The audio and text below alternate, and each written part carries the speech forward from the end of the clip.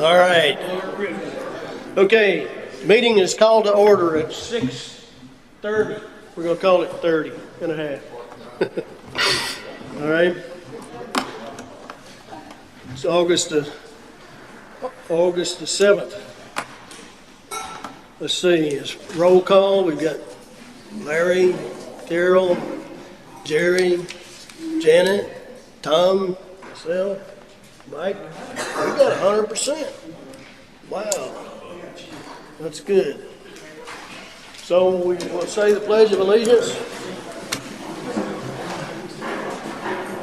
Pledge allegiance to the flag of the United States of America, and to the republic for which it stands, one nation, under God, indivisible, with liberty and justice for all.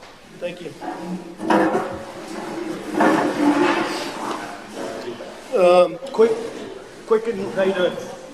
Quick administrative announcements, administrative comments. The agenda, what we'll do is we'll go through the agenda, and at the appropriate time, we'll take some questions or comments. But the agenda will be the normal treasurer's report, approval of checks. We'll talk a little bit about the open positions we've got, and hopefully we can fill one of those tonight. And then Brian Wozniak will be giving us an update on, from Hanson's standpoint, on what all's going on with St. John Water Management District and that sort of thing. So we'll let him talk. He's not going to talk all that long because one of the problems he ran into, he'll probably say this, is we still haven't got, he's trying to get him organized a meeting with St. John Water Management District. He was hoping to do that last week, and that didn't happen. David Miracle has taken Cammie Dewey's place, and he was off last week. So hopefully he'll get he'll go over what the status is and where he's trying to head and what he thinks is going to happen. But he can't, it's not a guarantee. But so we'll have him on there, and when he shows up, we'll have to dial in too, Tom. So he'll dial in right around 7 o'clock, and he says he'll talk for maybe 10 minutes, but no. He'll ask questions. He'll answer questions, though. So that's my point. If you want to ask questions from Brian Wozniak, then you can be prepared to do that. I don't know whether he'll talk any about the South Lake Spillway update, but we can give a quick update there also. He will try to get Laura to make some comments to him today before he gets on tonight, Janet, but if you've got anything to update. And then we'll get into some water quality and the committee and some other issues that have come up. And then we're going to try to do the drawdown procedure, but frankly I've been waiting a little bit on feedback from the South Lake about the water level and what we can do there. Can we keep it kind of where it's at right now? Mickey, as an example, Mickey had talked to me before about, he had trouble getting his jet ski off and stuff like that, and the level is come on up. We kind of let it come on up on purpose, but we really hope that right about where it's at right now will work for everybody, because we don't have a lot of space on that between where the normal overflow into the kettle is and where the emergency spillway is. It's not much.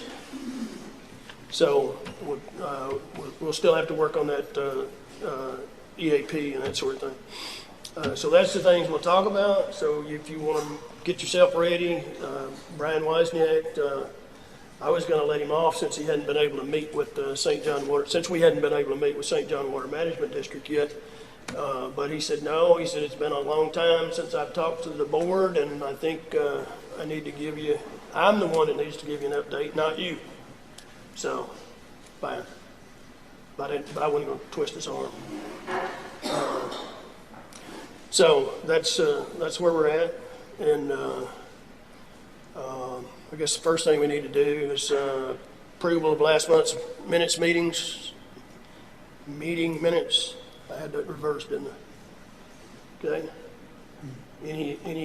Anything that somebody saw that needed to be changed? make a motion that we approve. Okay, Tom Lay makes a motion, we approve the minutes. Need a second? I'll second. Everybody on that side of the room, second?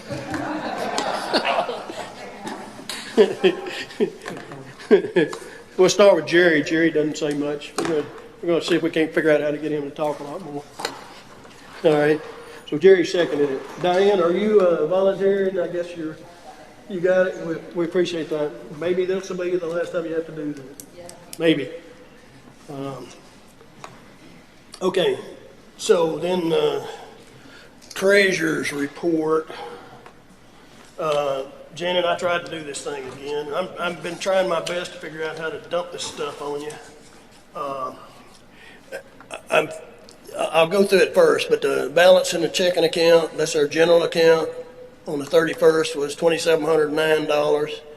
And then we're going to transfer, I should have already done it, but I haven't done it, $132,000 is going to cover the checks that we'll see in a little bit. And then $44 is an EFT to the Clay County. So that gets us, when you add all that up and subtract, you'll wind up with $131,657 to pay checks with and all that. When you pay the checks, you'll have $3,051. And then the money market right now has $1,111,400 in it. We're going to transfer that $132,000 that I showed above. So our balance in the money market account will be $979,413. And in that, we accrued interest based on that 4.5% rate at $4,466. So that number has come up considerably from where we had been. The assessment, there wasn't any more assessments. There was one last month, so I think that's it. All right. So the balance, adding those two, the normal checking account and the money market accounts, $982,465. We paid, well, let's go ahead and go to the checks, Tom. We'll see where some major money's gone.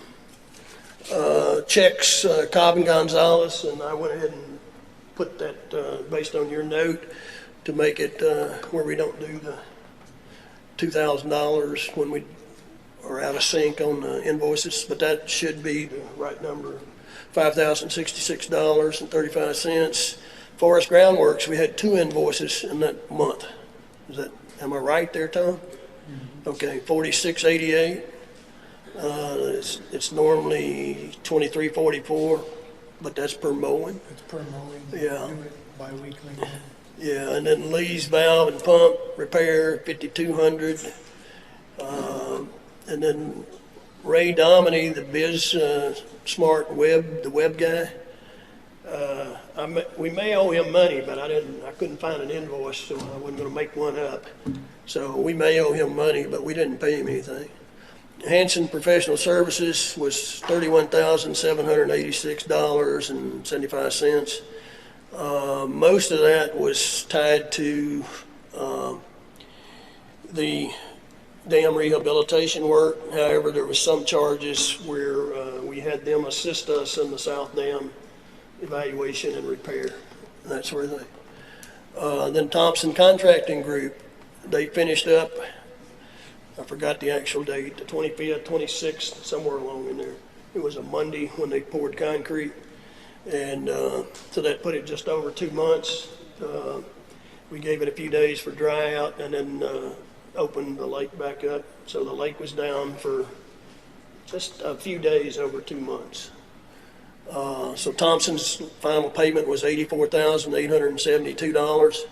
When you take that, and if you look back to the previous month was, well, the total lines up $202,000 that we paid them for a repair of the South Dam.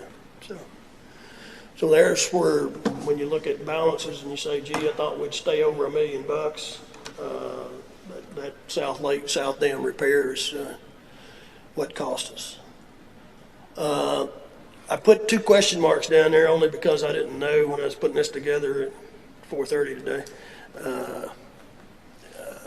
Insurance, you've got some stuff to talk about on insurance, but we don't have to put any money in there for a check until October 1st. Okay, but we'll talk, we'll have you talk about that in just a minute.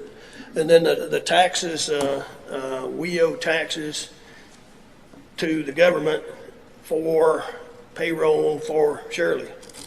And we're supposed to pay that on a quarterly basis, I think. And it hasn't been done through the second quarter. So I found stuff in Tom's information, Tom Hawkwood's information, so, and I printed off a thing on the internet for that Form 941. Is that, any of y'all familiar with that kind of stuff? I'm not. But it looks like that's what you gotta do, is your 941. So, anybody in the audience help me on that? 941 sound right? All right. Okay. It'll do? Okay. All right. Other than it's gonna be late, you know, I imagine it's gonna be late. But if it is, it is. So I didn't put a number down because I didn't try to calculate it, but I've got the information to calculate it now. I think it's gonna be in the $500-600 range for quarters, about what it's been running, looks like. So that will remind us next month that we better, or else we can approve some kind of guesstimated number, say not to exceed something. But I'd rather, I mean, we're already late, so I think we'll just wait till we get it done. Okay, so I guess we need approval for the treasurer's report and approval to pay these checks. Need a motion for that? Or any questions about it? Oh, I didn't, you know what? I just wrote those out right here before this meeting started, so I will, it's a good point. I will update those. They're right here. Thompson, 884.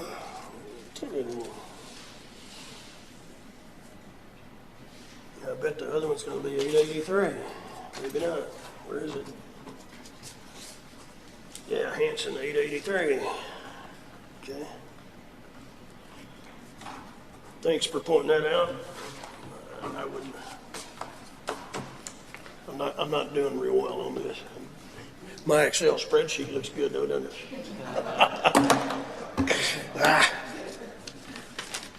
Okay, it looks fine to you, huh, Janet? I do have one silly question. Okay. How did we jump from 3871 to 3881? There's like 10 checks that I are mentioned missing. that at their last meeting. Okay, There was one check that was out of order, that I skipped Okay. it. yes. So when I started this month's checks, I went back and picked that one up, 3871. I remember Then I now. went into 3881 was the next one. So some way or another, I had two checks stuck together when I wrote remember, them yeah. in the last meeting. Probably ought to put a note on here about that too, though. So I make a motion to approve our checks for our outstanding payments with 3871 being out of order, 3881 through, what's 84. that going to be, 3884. Right. Okay, making a motion. Larry seconded. And Mike, but we'll go Larry. All right. Any more discussion on it? All right. All in favor? Aye. Aye. Opposed? Okay.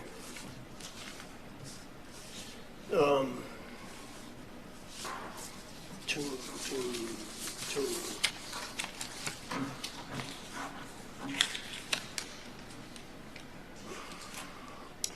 Now, why don't we jump in right quick and have Carol comment about the insurance? I didn't know whether it was going to need a check or not. We don't need a check, but you sent us an email, so.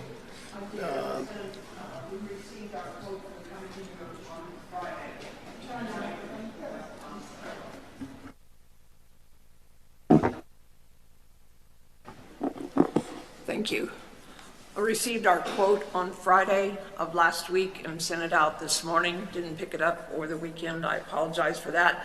I had hoped that it would give everybody a moment to check through it, and if there was any questions, we would discuss it. Anybody have any comments there?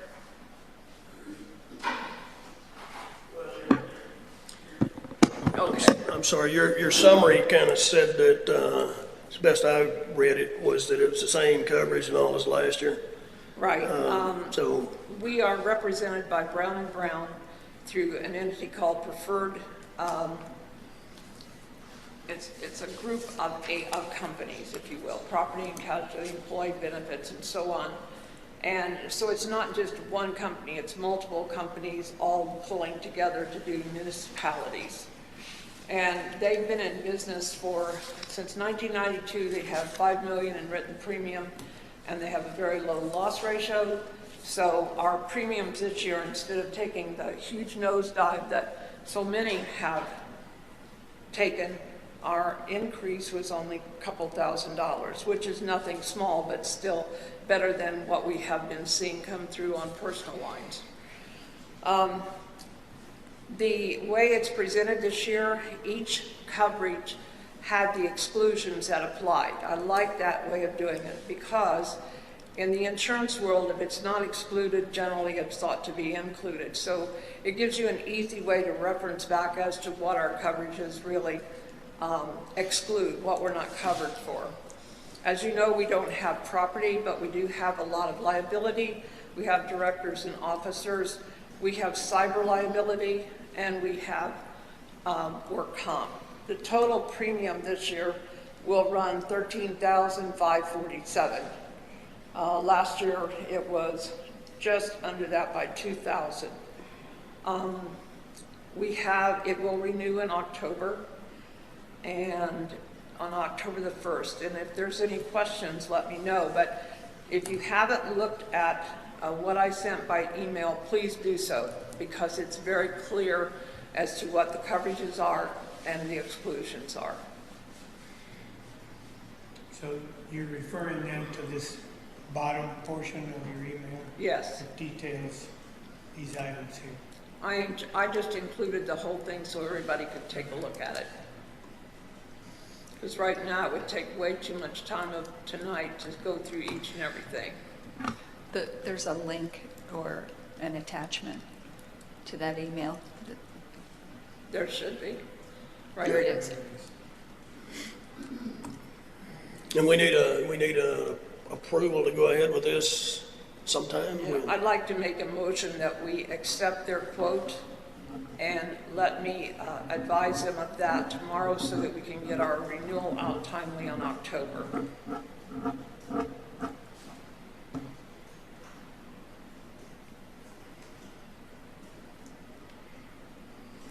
One of the things I have learned by working with this company this year is that they do have a lot of good training. Well, it applies to municipalities that have many other options than what we do for exposure. They do have some good things going on their claims and their underwriting that I'd like to take advantage of, and it's at no cost to us. So 7 pages. I'm going to go through those. Yeah. We have a motion, Anyway. but not a second. I was just trying to find You have a motion? Carol made the motion, but we don't have a second. Okay, you make a motion that we, I made a motion that we accept the quote as written okay, and order our renewal for the upcoming October 23-24 timeline. And Okay. the premium, I'm sorry. Larry, seconds. Any more discussion? I have a couple questions. Can't talk and write at the same time. And I wasn't privy to this last year, so this was loud. This is the first time I got to go through it, so I was unclear.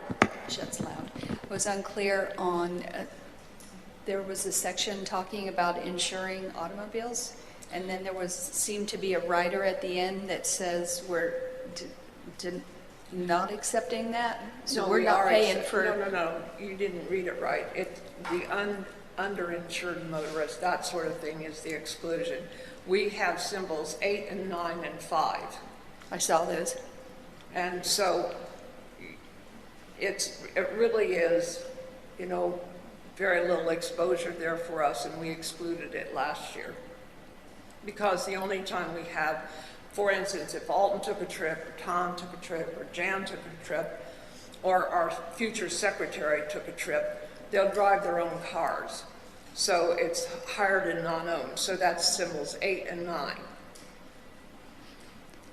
There's also, this may be here, you are electing not to purchase valuable coverage, and that document requires a signature at the bottom. Yes. That's what I'm referencing. So we're opting to not have, Well, first of all, almost no one stacks uninsured motorist coverage.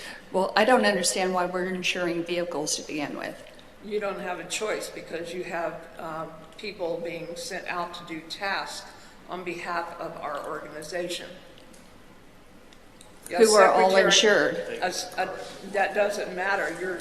So that's a personal requirement. That's what I wanted to know. Yeah, that's a Also, personal lines policy. there was so that answers my question. I didn't understand that part. And then there's also a section on a $2,000 fee for workman's comp. And the $2,000 is a placeholder, just as last year's was. It's an auditable premium that in the end was, I think, turned out to be $850. And what it does is it takes care of anybody in here that is sent out to do something or volunteers to do something is either hurt or whatever. It does take care of that. And I know we've gone around and around about this last year. I remember that. It's a minor amount of money to not have to dig around Well, with. the premium is listed as $2,000 It's on here. auditable. That means that you're only going to pay for what you use. Well, I don't know if anybody else has any thoughts on this, but I am opposed to paying for workman's compensation for a volunteer board. I think what we got into, and I think you and I discussed this too, Carol, is that the proposal from our insurance carrier was primarily for our employee, the secretary. We have to have it for our employee, but Yeah. we can also cover ourselves Yeah. for $0 more, really. That was my point, is Yeah. that It's you sort got of to a pay new something thing. for the secretary, and to include the board as under coverage was Mute. no Yeah, change. that's because it's auditable, and there just is no premium there because we have no exposure. Yeah.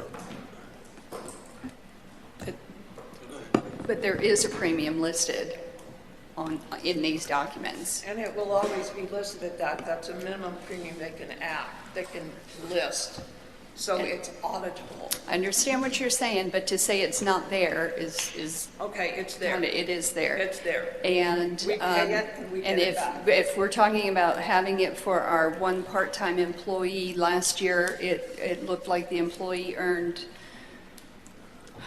$6,000, and then there's a $2,000 fee for workman's comp. No, the 6,000 is the minimum amount you can show as what their salary is. If you get back to what she actually earned, it wasn't 6,000, but that's the minimum that they quote a premium on. Still, It's a That's all minor right. thing if you ever get into a claim, believe me. it's a lot of money. It doesn't feel minor.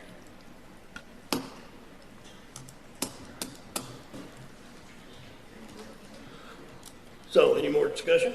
Well, I was just going to add, I remember last year I looked into this because we had the same discussion last year, and I don't remember the details of the research, but I can look for it. I was looking to see if I had it on me, but I don't. But I know the conclusion was that you should get it.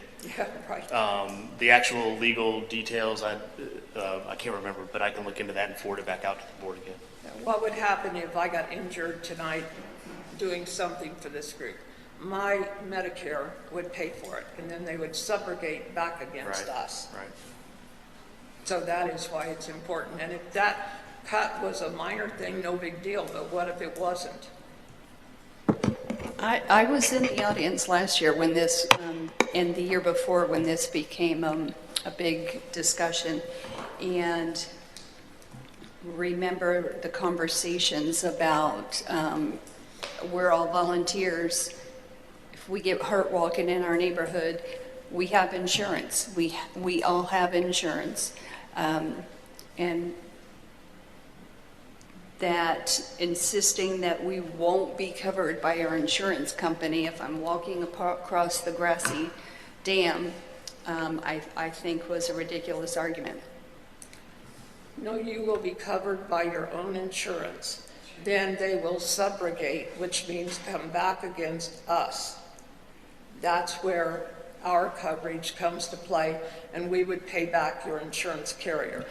And it wouldn't need to be a workman's comp claim if we didn't have workman's comp.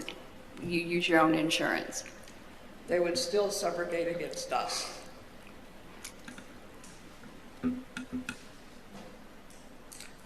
I can't resolve it in your head, and I don't intend to talk about it anymore. Those are the facts.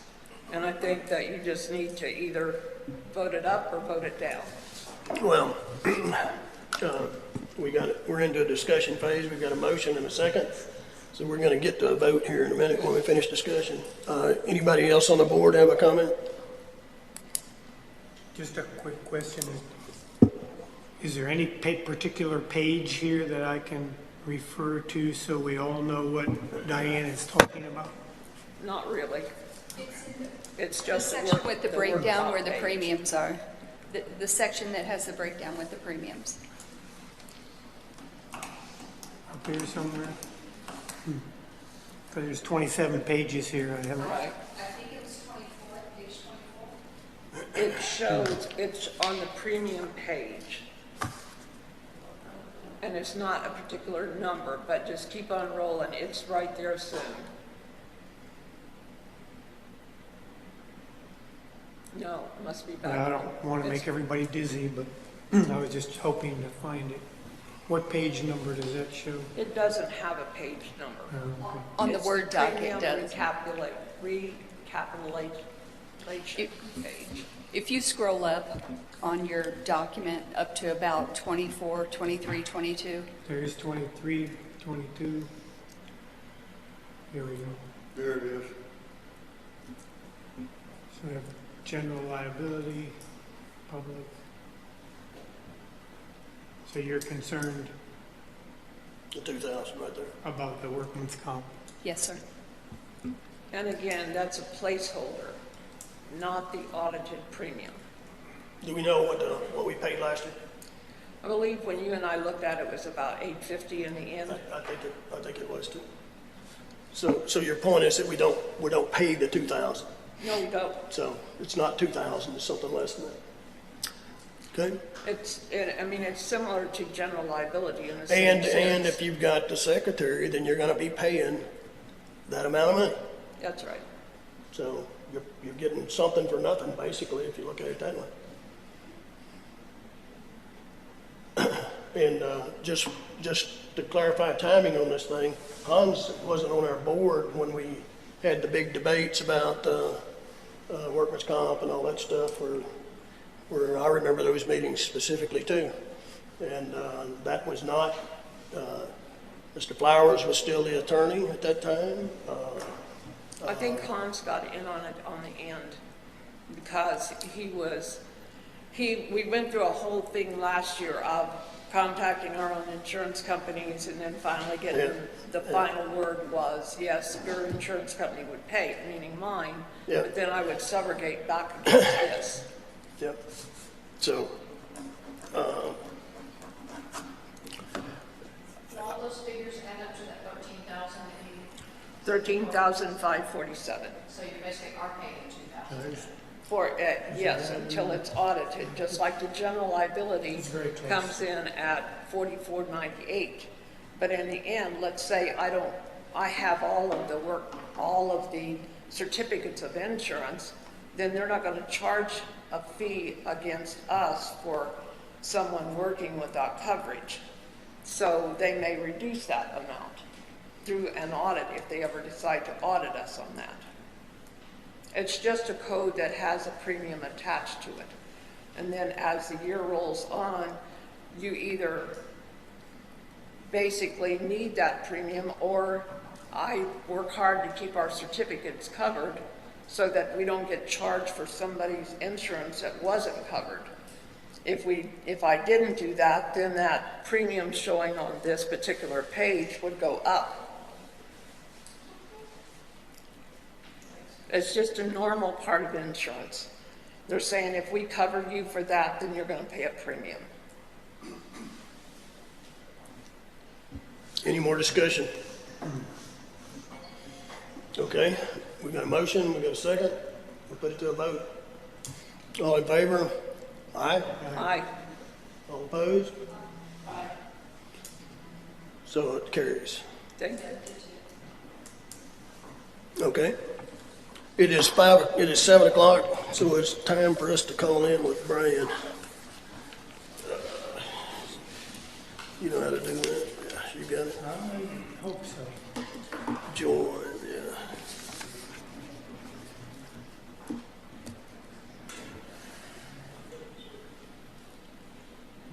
I'm trying to, we close it all out and go again.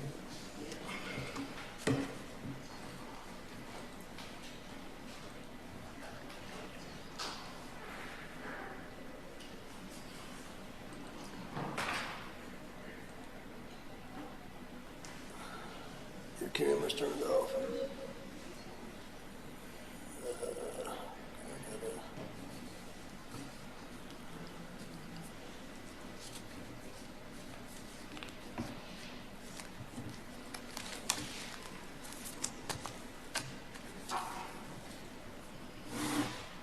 No, there's. All right?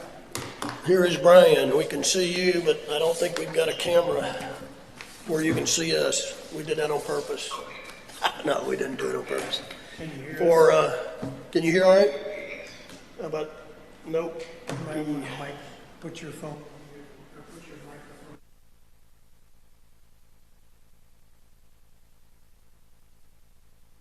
microphone. Just put your phone right here. Wherever. I don't have him though. Okay. Let me do it this way then.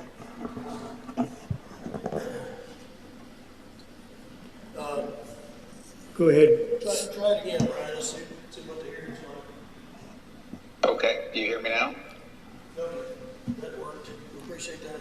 This is Brian Wozniak, in case you haven't met him. He's the project manager for Hanson Professional Services, and has been from the start. We hired them in, I think we signed the contract in June the 10th of 2022. So we've been right at a year, a little over a year. And Brian agreed to update us. He said he hadn't talked to the whole board in a while, so he wanted to go ahead and update us. So we still got issues that he's dealing with, we're dealing with St. John Water Management District. So it might be, you may have questions, and you're free to ask those when he's done with the presentation. But we're not quite as far along as we had hoped to be in dealing with St. John Water Management District. So keep that in mind as he's going through the presentation. So thanks, Brian. We'll turn it over to you. Okay. Yeah, thank you, Alton. And like you said, we were originally scheduled to have our Phase 1B analysis completed by the last board meeting in July, and we didn't get to that point, so I was hoping that we would be able to present our final findings at this one, but we still haven't had our meeting with St. Johns River Water Management District yet, so I wanted to at least provide an update so that you were aware of kind of where we're at now and what our next steps are going to be in the schedule and in the direction that we're heading. So part of our delay was in the being a little bit sidetracked with the repairs required at the South Dam spillway. We think that those repairs were undertaken really in a quick manner. We were happy that the contractor was able to immediately start work on that project and get that completed as quickly as that did take place. So we're happy with that. And then as far as our design on the rehabilitation plans, we're focusing on the North Dam. And we've completed our incremental analysis. Our purpose of the incremental analysis was to try to come up with an engineering justification for a spillway design flood that would be less than the regulatory requirement of the PMF, which is the probable maximum flood. Current dam design criteria requires a PMF spillway, and that's a very, very rare, very large flood. And for us to modify the dams to accommodate that would be really a significant overhaul that's probably beyond anybody's reasonable expectation. So we were hoping to find an engineering mechanism that we could justify a smaller spillway design flood. So we put that together. We did find come up with some engineering results from that, but not enough that we could really stand alone and justify the smaller design flood. But we're still going to ask for a recommendation of maybe a half of a PMF or a third PMF, but likely the half PMF is more defensible. This is the state of Florida requires a full PMF, but in our review of other states in the area, we do see that several states will allow for a half PMF. So it's not an unreasonable request to ask for the standards to be relaxed a little bit for the rehabilitation. So what we're looking at is with a half PMF and slight leveling of the dam, we're looking at expanding on the North Dam. Right now there's 3 box culvert cells that act to pass the emergency flows down the concrete spillway. So in order to pass, that passes about a 100-year flood right now. A half PMF is significantly larger than that, and it would require up to a total of 15 box culvert cells. So it would be an additional 12 cells beyond the existing 3. So at this point, we're only talking concept level magnitude. So we haven't looked at any refinement of the design, but there are probably some additional design changes we could make to reduce the number of cells, and so that it wouldn't be so wide of a spillway on the downstream side of the dam. So, but we'll get into that as we get further into the design of the rehabilitation. But at this point, we're just trying to make an argument to St. Johns River Water Management District to get them to accept a design that's not the full PMF. Just to give you an idea what a full PMF design would be, it would require 47 additional cells on top of the 3 that are there now. So it would be 50 total box culvert cells that are the size that's out there right now is an 8-foot wide by 4.8 feet tall box culvert. So 50 of those. That's how big that would need to be. And we don't feel that that's a reasonable modification to a dam. That's basically taking out this dam and starting all over. So we're going to ask for some leniency there from the Water Management District. Based on our past conversations, we expect that they will be reasonable and accept some modification to standard criteria. So once we get that meeting scheduled, we make our presentation to them. We're hoping that they will at least come out of that meeting with some direction that maybe a half a PMF design would be acceptable. Then once we get to that point, then we can start moving forward with how to design the rehabilitation of the dam. Can I ask a question? So we've requested a meeting, didn't get a response back, and so I put out a new request to St. Johns River Water Management District again today to see if we can get that meeting, hopefully still yet this week, if not maybe next week. But once we get that meeting, then we can report back, put together some sketches update our cost estimates, and then report back to the board with where we're at for what a reasonable spillway modification will look like. Can I ask a question, Brian? If there's any questions or any more detail that you want to hear. Can you hear The me? total modification to the dam would involve replacing the two drawdown pipes that are out there right now, the kettles that you have with the risers that lead to the pipes that are for those are considered the principal spillway. That's where the everyday normal water exits the dam. And then the emergency spillway is the box culverts.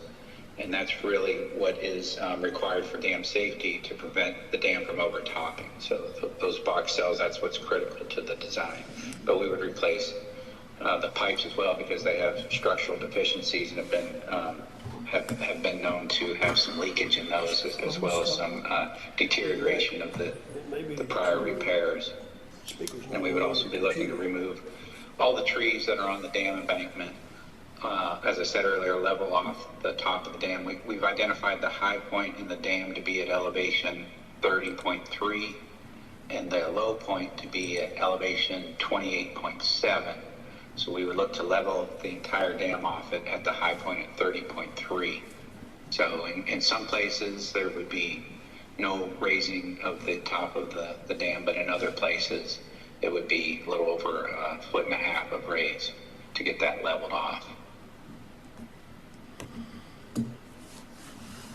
Can you talk to him? I was going to end there because I'm talking to a blank screen, so let me know what feedback you have. Can you hear me now? No. Sounds like we may have lost, at least, I'm not seeing it. Tom, you can make a comment on that chat. Yeah. See where it says chat, just tell them. There. Hopefully they'll see it.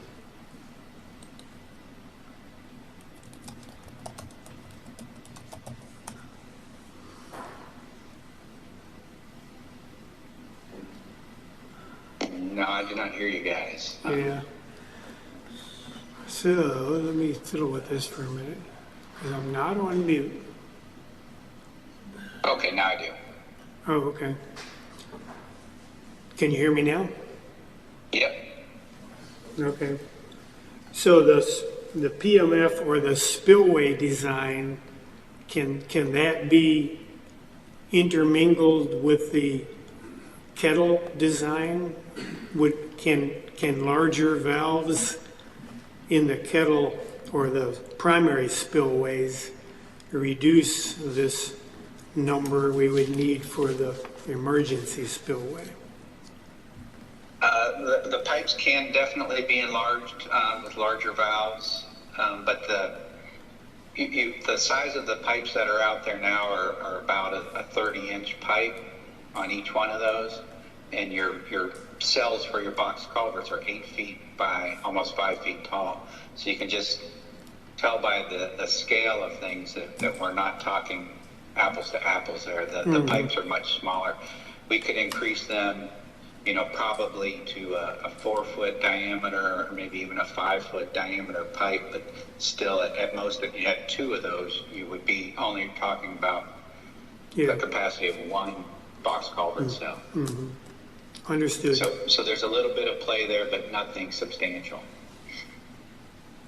And does the emergency spillway have to be the same width at the top as the bottom, or is there any cost savings by tapering it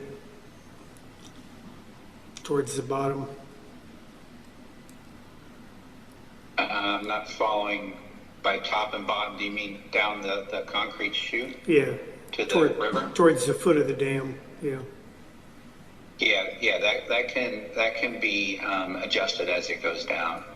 We would look at that in more detailed hydraulic analysis of that and whether or not any energy dissipation would be required. But yeah, the geometry of that, it would have to be obviously as wide as any box culverts at the top to catch all the flow. But then we would have the opportunity to modify that shape as we extend it downhill. Okay, thank you.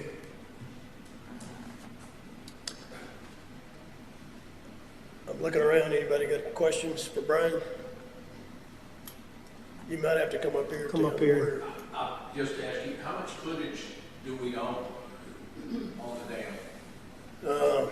I know it's 1,500 foot long, but how much footage does Yeah, so I guess, the board actually own that we could put these emergency spillways in? Do we have enough to put that many spillways in? yeah, I think so. It'd be roughly 15, if we get the 50% number, I think he said 15 box cells times roughly 8 feet. Right. Correct. I think we would own that much land from the A-frame down to Bramlett's house. Okay, just curious if we even had enough property Yeah. to put that in. And that's just comparing, so we're comparing apples to apples. We haven't gotten into an engineering design of the spillway in any way, so there will be opportunities that we could look to try to reduce that. For instance, if we raise the road 3 more inches, took it from the 30.3 to another 3 inches above that, that would definitely allow for some reduction in box culvert cells.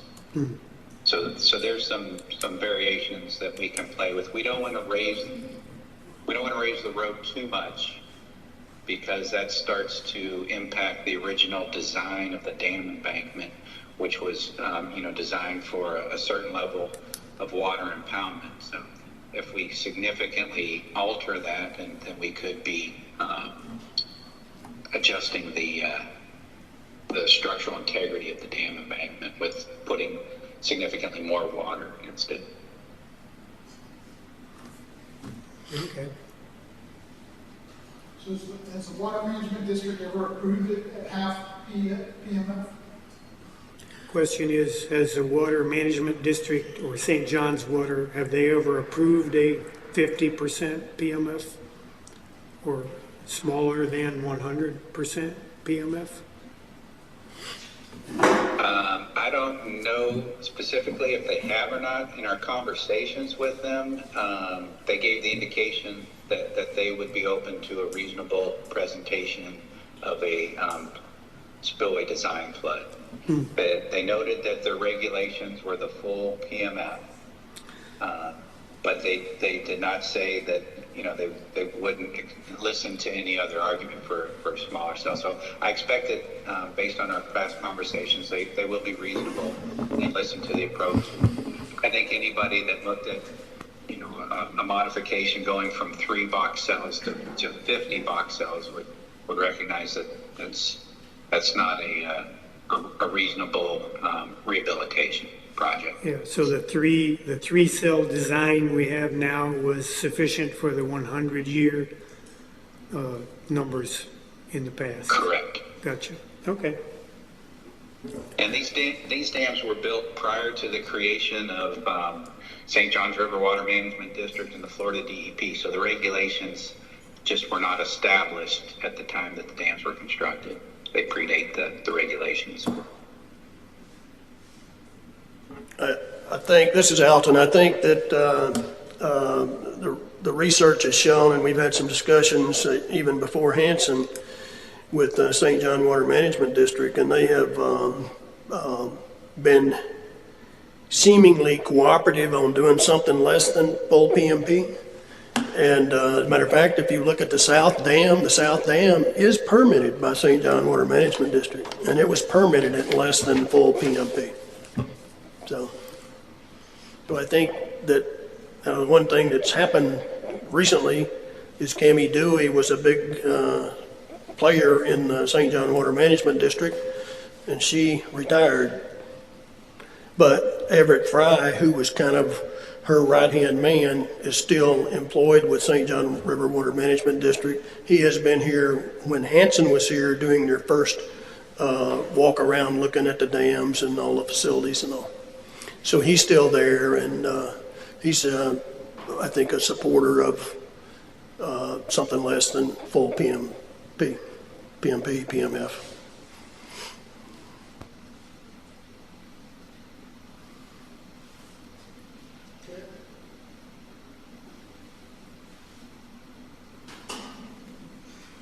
I said before, I think it would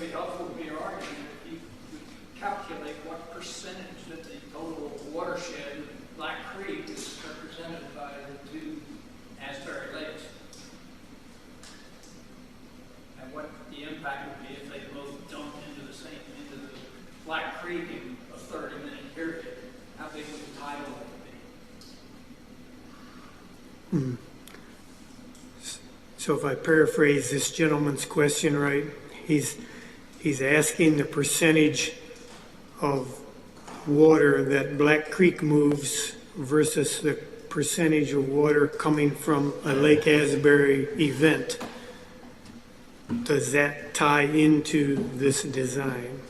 Is that a fair translation? Here's the problem, and Brian and I talked about this just today. Yeah, that makes sense.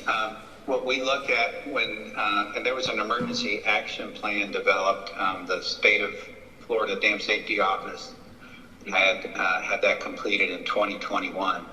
And we've acquired those models and used those as our baseline for establishing analysis of the various EMF levels and design configurations for the box culvert sizing.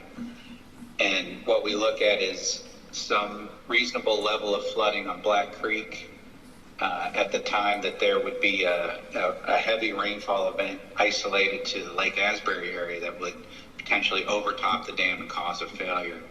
So by comparison, Black Creek is much larger. It can handle quite a bit of volume of water and move that. But when you have at the immediate dam breach, if the dams were to fail and breach, that volume of water would be more than a standard flood event on Black Creek, but it would be a short-lived duration. But it would have potential to cause a significant flood immediately downstream. You have a follow-up? Okay. I'd just like to know the number. What's the percentage? Gentleman's just looking for some numbers. Apparently he has some engineering background. And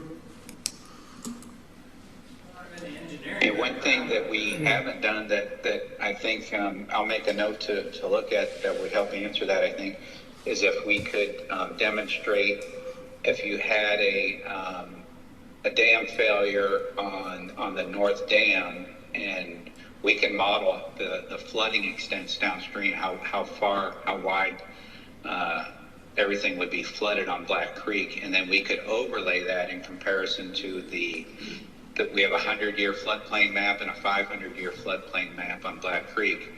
If we saw that it was within those limits or outside of those limits, then that would give some idea for a Black Creek frequency of magnitude of an event that a breach would cause. Okay. That's my point. I think that'd be good information to have when you talk to the water management district. How big a problem is this? Are we over-designing? Yeah, and just me thinking out loud here, I mean, I think we had an event where we had a nor'easter, or actually it was a storm that came up the East Coast, and it pushed water up Black Creek, and there was there was some rainfall, but I think you got an interesting scenario there where you can get water pushed up Black Creek that exceeds the amount you would get from the rainfall. So anyway, I'm out of my element, but I do wonder about that. Okay, any other questions?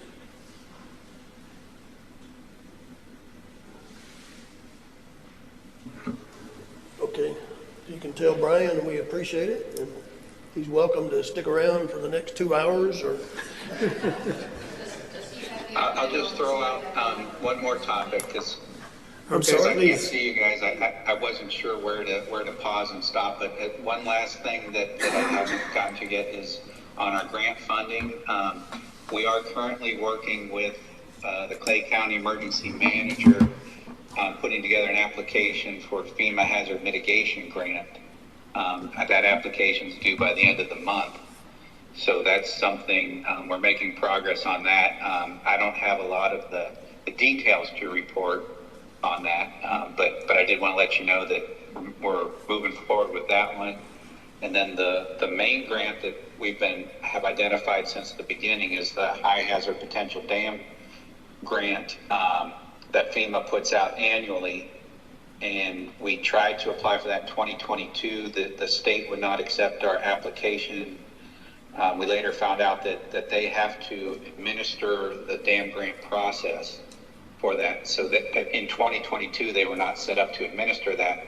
So we asked them to put themselves in a position to administer that high hazard potential dam grant in 2023.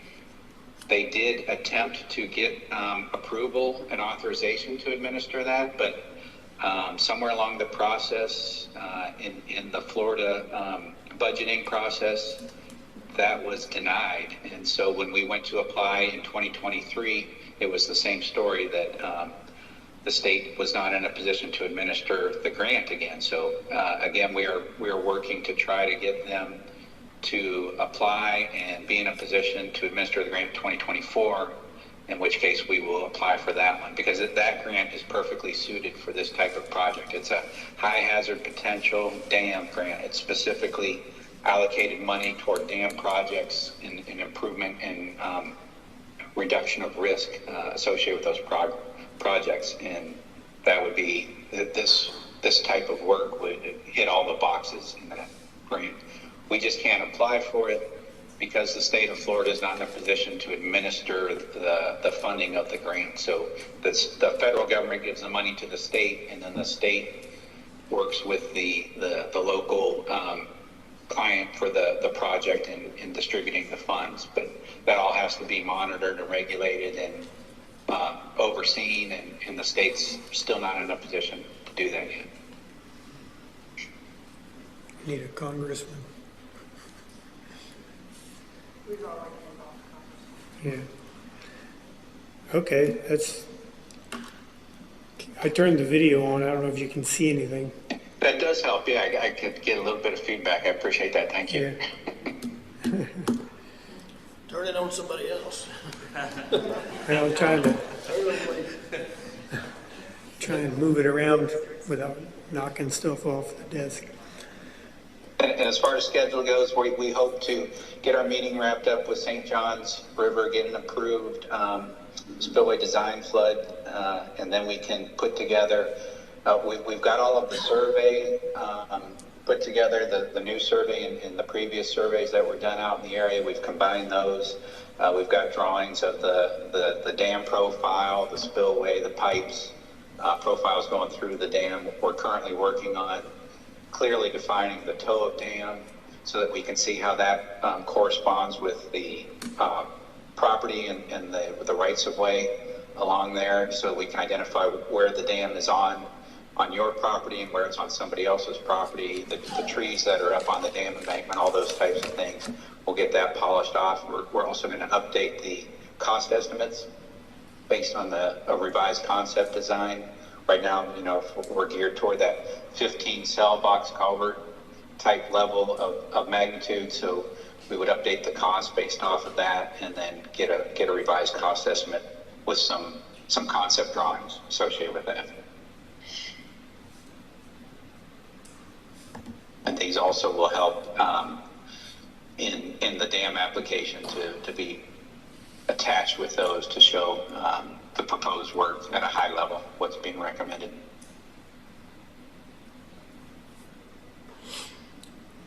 All right. Okay. We thank you. Any other questions? Was he gonna have the update on the dam repair, or is that something y'all are gonna do later? I'll do that. That he won't be involved in that.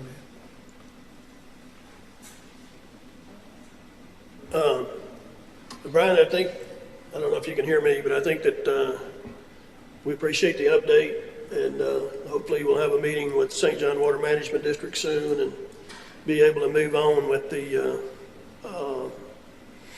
rehabilitation at least of the north dam, and hopefully we can get some grant money to allow us to do that.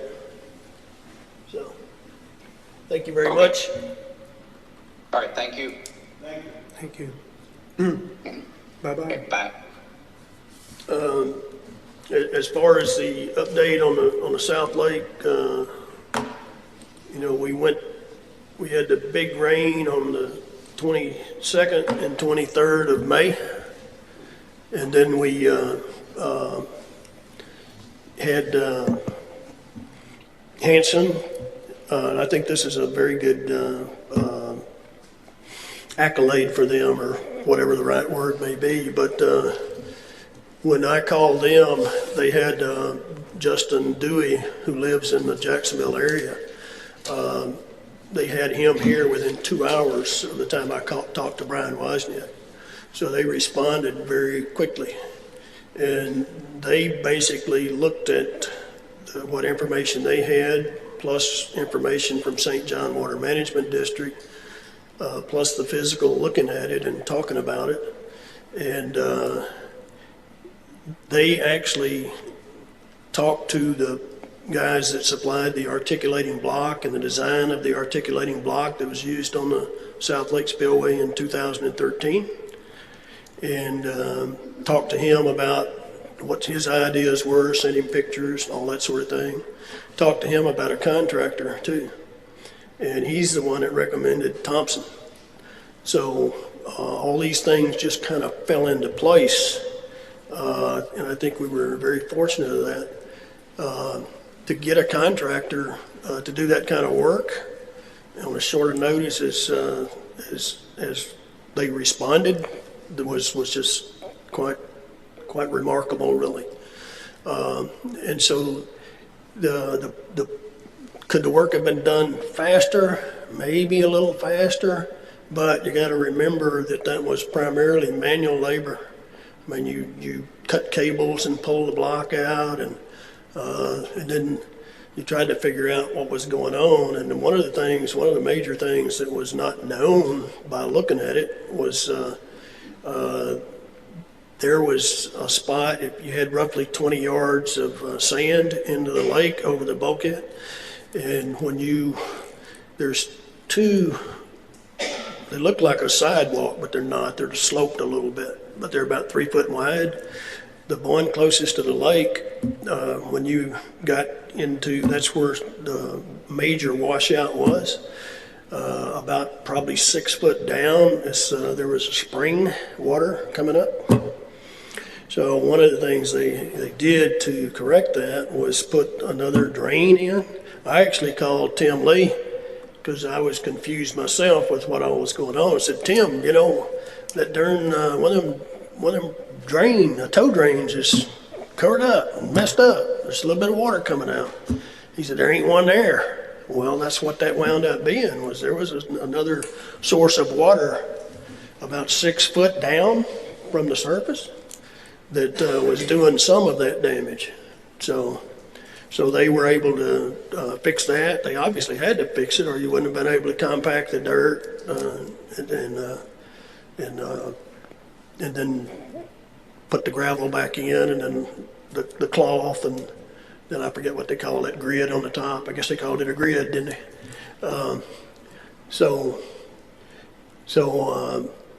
I think we benefited from the fact that they do that kind of work. They do a lot of, Thompson does a lot of work. They do a lot of underwater diving type work and repairs and stuff like that too. So they do a lot of work they do some work with St. John River Water Management District. So they have a lot of contacts that will be beneficial possibly going forward too. So then anyway, we wound up with one little delay towards the end. I was thinking we were going to be finished about a week earlier than we were, but couldn't get concrete. So you could get concrete, but you couldn't get the pump. So we wound up losing a weekend. We should have been pouring on Friday. We didn't pour on Monday. But, it's not a huge difference. So, but I thought the guys that did the work from Thompson were pretty decent fellows for the most part. They did have some just labor type work that they would bring a few guys in from somewhere here that wasn't, but, and then those guys might have showed up the next day, might not. So, they still suffered from some of the things you hear about employees and employee problems and that sort of thing. But overall, they had some good guys, and they did good work in a hot time of year too, and all manual work. So They had one little piece of equipment, but they wasn't able to do a whole lot with it. They were able to scatter some rock, some 2-inch rock, 2-inch stone, but not even a lot of that. So, does that answer your question? Pretty much. Okay. The spring you talked about, are you sure that's a true spring, or is that water seeping underneath the dam? What'd you say, Mike? He asked if there's a spring or seeping to the dam. Well, there's 4 tow drains on that slope, and they were put in 1981. So, where does that water come from? I don't know. I wasn't here in 1981. But if you look at where that water was, and you look at where there's cleanouts for the 1981 French drain system, guess what? Pretty much in line.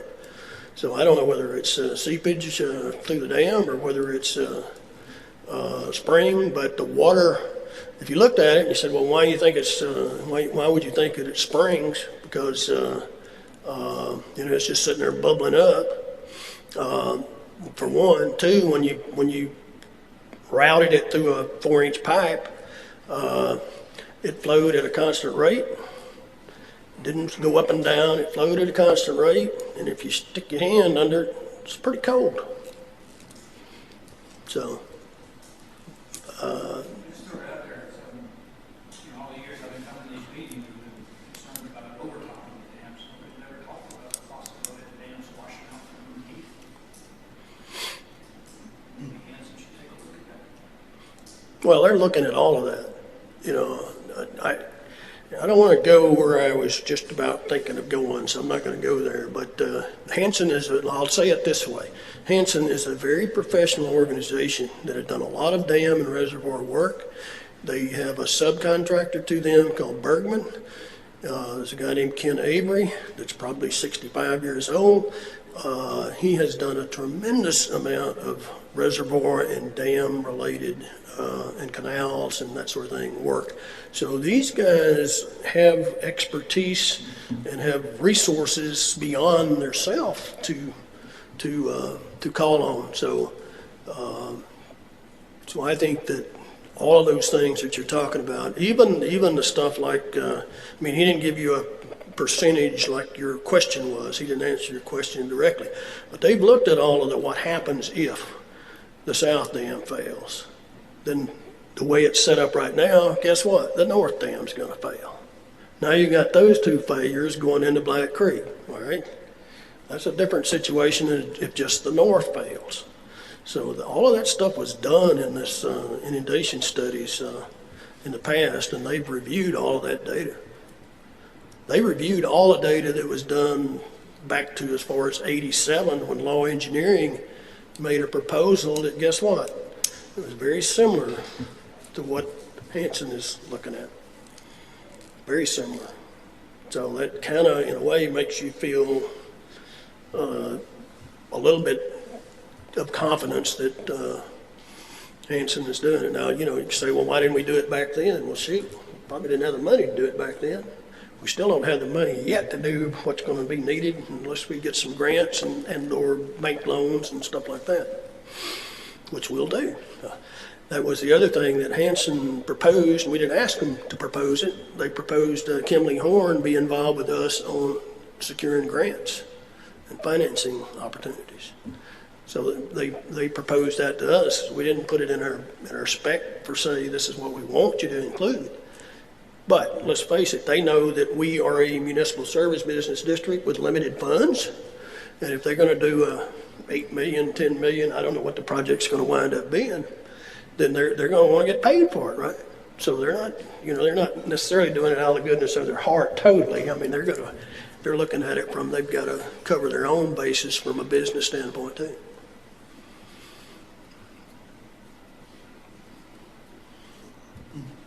Have we accepted the completion of that project then?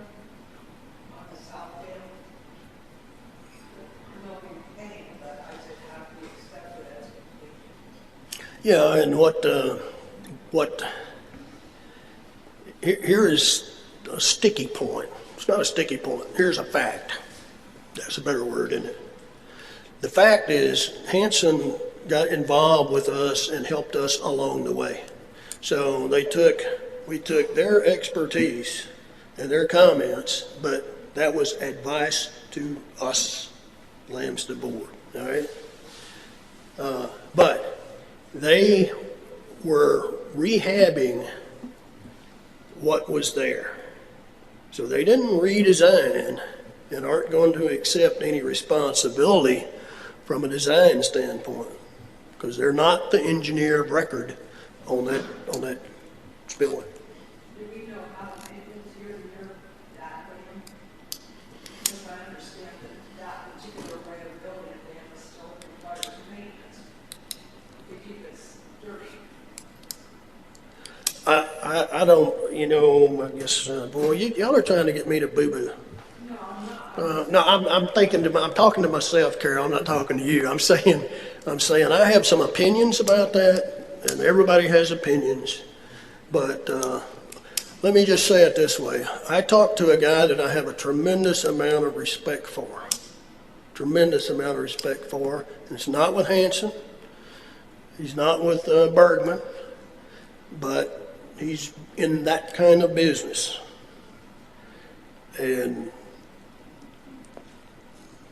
I talked to him when this situation happened too, and his comment was, I told you that was a lousy design, okay?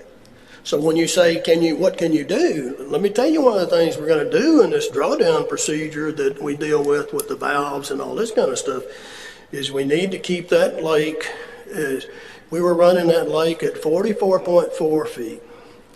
The emergency spillway has water start going through it at 44.7 feet, okay? So we have right now today, the South Lake is set at 44.2 feet, all right? We have got to, if we get heavy rain and that level starts coming up, we've got to do everything we can by opening that valve, to not have water going through that spillway. Now, that's kind of contradicts the reason the spillway is there and the design and all that. It should have handled it, but there's one time it had it where it didn't, right? So I think we would be prudent to do everything we can to not let water go through that emergency spillway. And if you look at Hanson's proposal, they have listed some improvements in that spillway way before we had this event happen too. So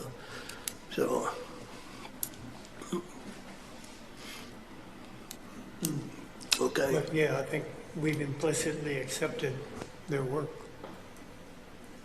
What do you want, somebody to sign off on it? I don't understand your question. No, I'm asking, it's Yeah. completed, period, and yes, I think. Yeah. Yeah, it's completed. Let me give you a little more information about Hanson and their involvement. They had a geotechnical engineer who had been here before and looked at all the dams and has been involved in some of the studies they've done and all that.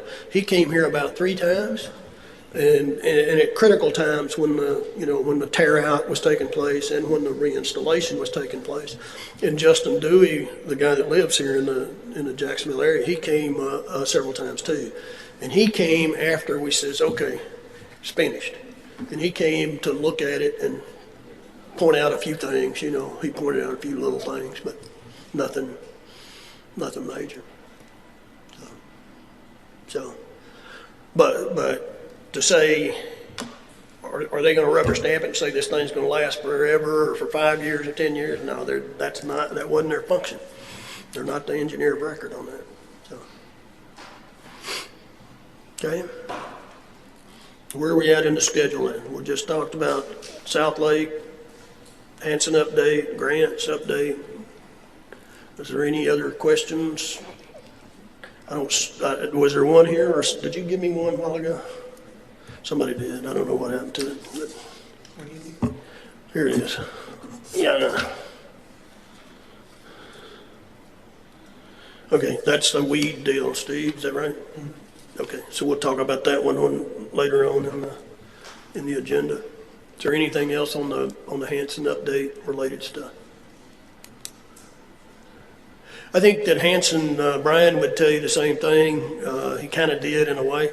They've been kind of, let's say, disappointed that the work and approval and discussions and all that with St. John Water Management District has not gone faster, you know. I would have thought, they thought, and they put it in their schedule that like July we would have been set on go, trying to, you know, ready to start doing something. But so nobody's really happy with that. However, we haven't got a grant either yet. So, boy, that would. Okay. All right, let's move back to where we're at on the agenda then. We left on something that's really important, I think, it causes me problems. I assume it causes other people problems too, is open position status. You know, we've got a secretary position open. We've got a CPA type person open. And we've got an auditor in the finance area open. We have one person that applied by sending a resume, let's call that applying, for the secretary position. She actually lives on the lake. She actually lives next door to Diane. She worked for Winn-Dixie. She works for the school system. And Winn-Dixie corporate. Winn-Dixie corporate. Winn-Dixie corporate, yeah. And so, Diane, if you would, make a few comments about her. Janet has jumped in and made a few comments about her. So I would like for both of them to make a few comments.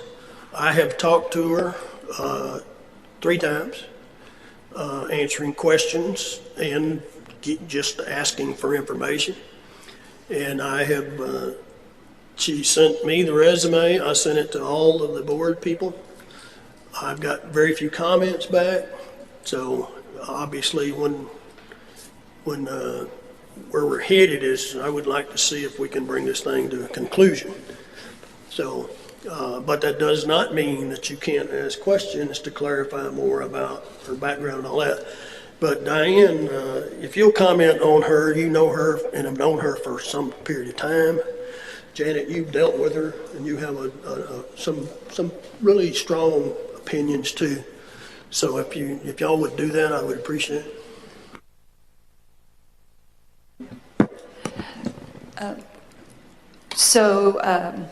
Can I say her first name? Can I say her first name? Oh, yeah. Her name is Donna. She lives on the North Lake, and she and her husband have lived in their property since probably 93.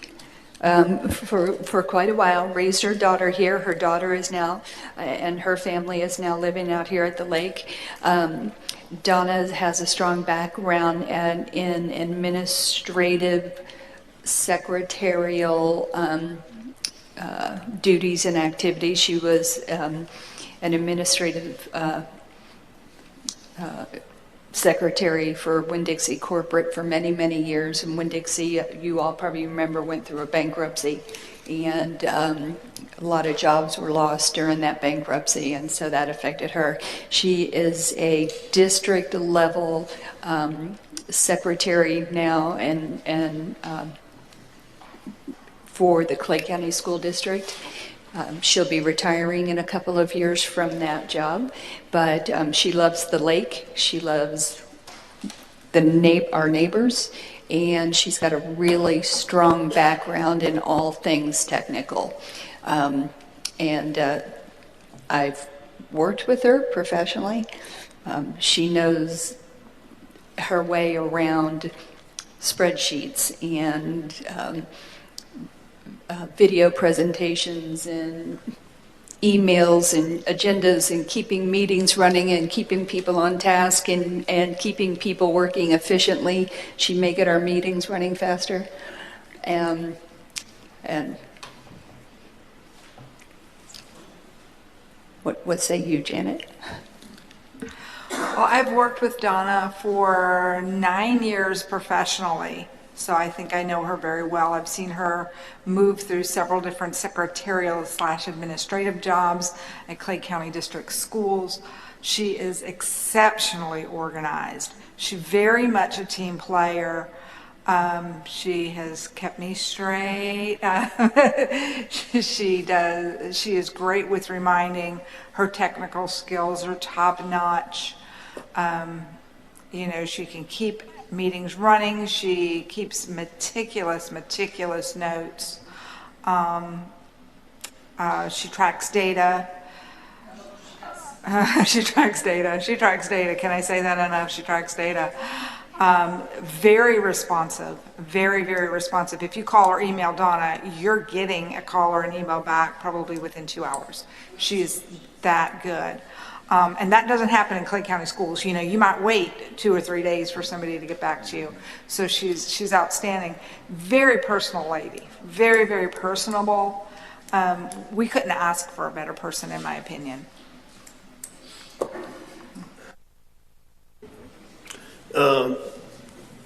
I listened to Diane's comments about her, and then I knew that Janet had dealings with her. I didn't know what kind of dealings, but I asked Janet. Janet sent me a real short, very good, something like, we would be very fortunate if we were able to get her.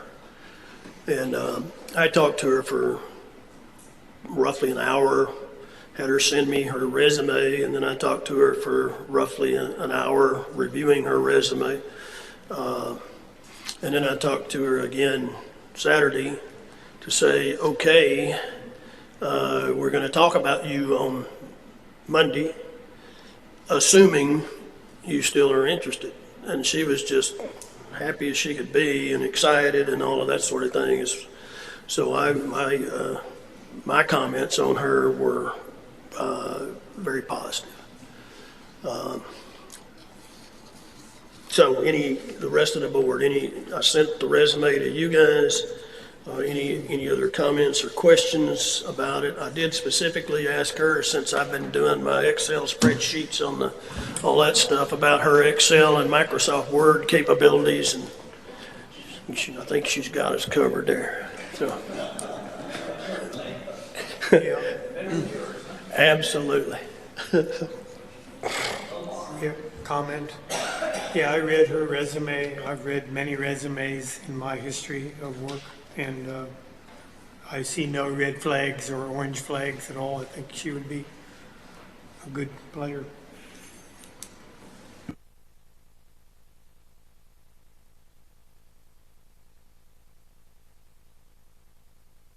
We can do that. I'm just asking if there's any other comments anybody would like to make that maybe somebody else knows her or knows more about her than. I would make the or has some concerns about anything that's in the resume or accolades about whatever's in the resume. So. If she's so good at keeping people on task when you're going over, aren't you afraid we're going to lose her? She's not afraid of challenge. I guess. She was born and raised on the west side. She's not afraid. No, I don't have any other thing. Yeah, Jerry, the ball's back in your court. Okay, Jerry makes a motion, we hire her. A second by Carol. Any more discussion? Oh, yeah, Donna Geisen. Geisen. Guyson, G-Y-S-I-N.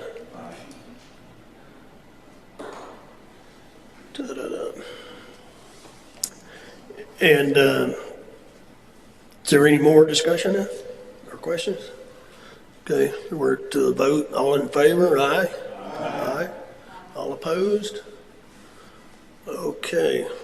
Well, she will be happy to hear that as a favorable outcome. And if it was not that kind of a vote, somebody else could talk to her. I'm joking. No, I think she will be a good fit for us.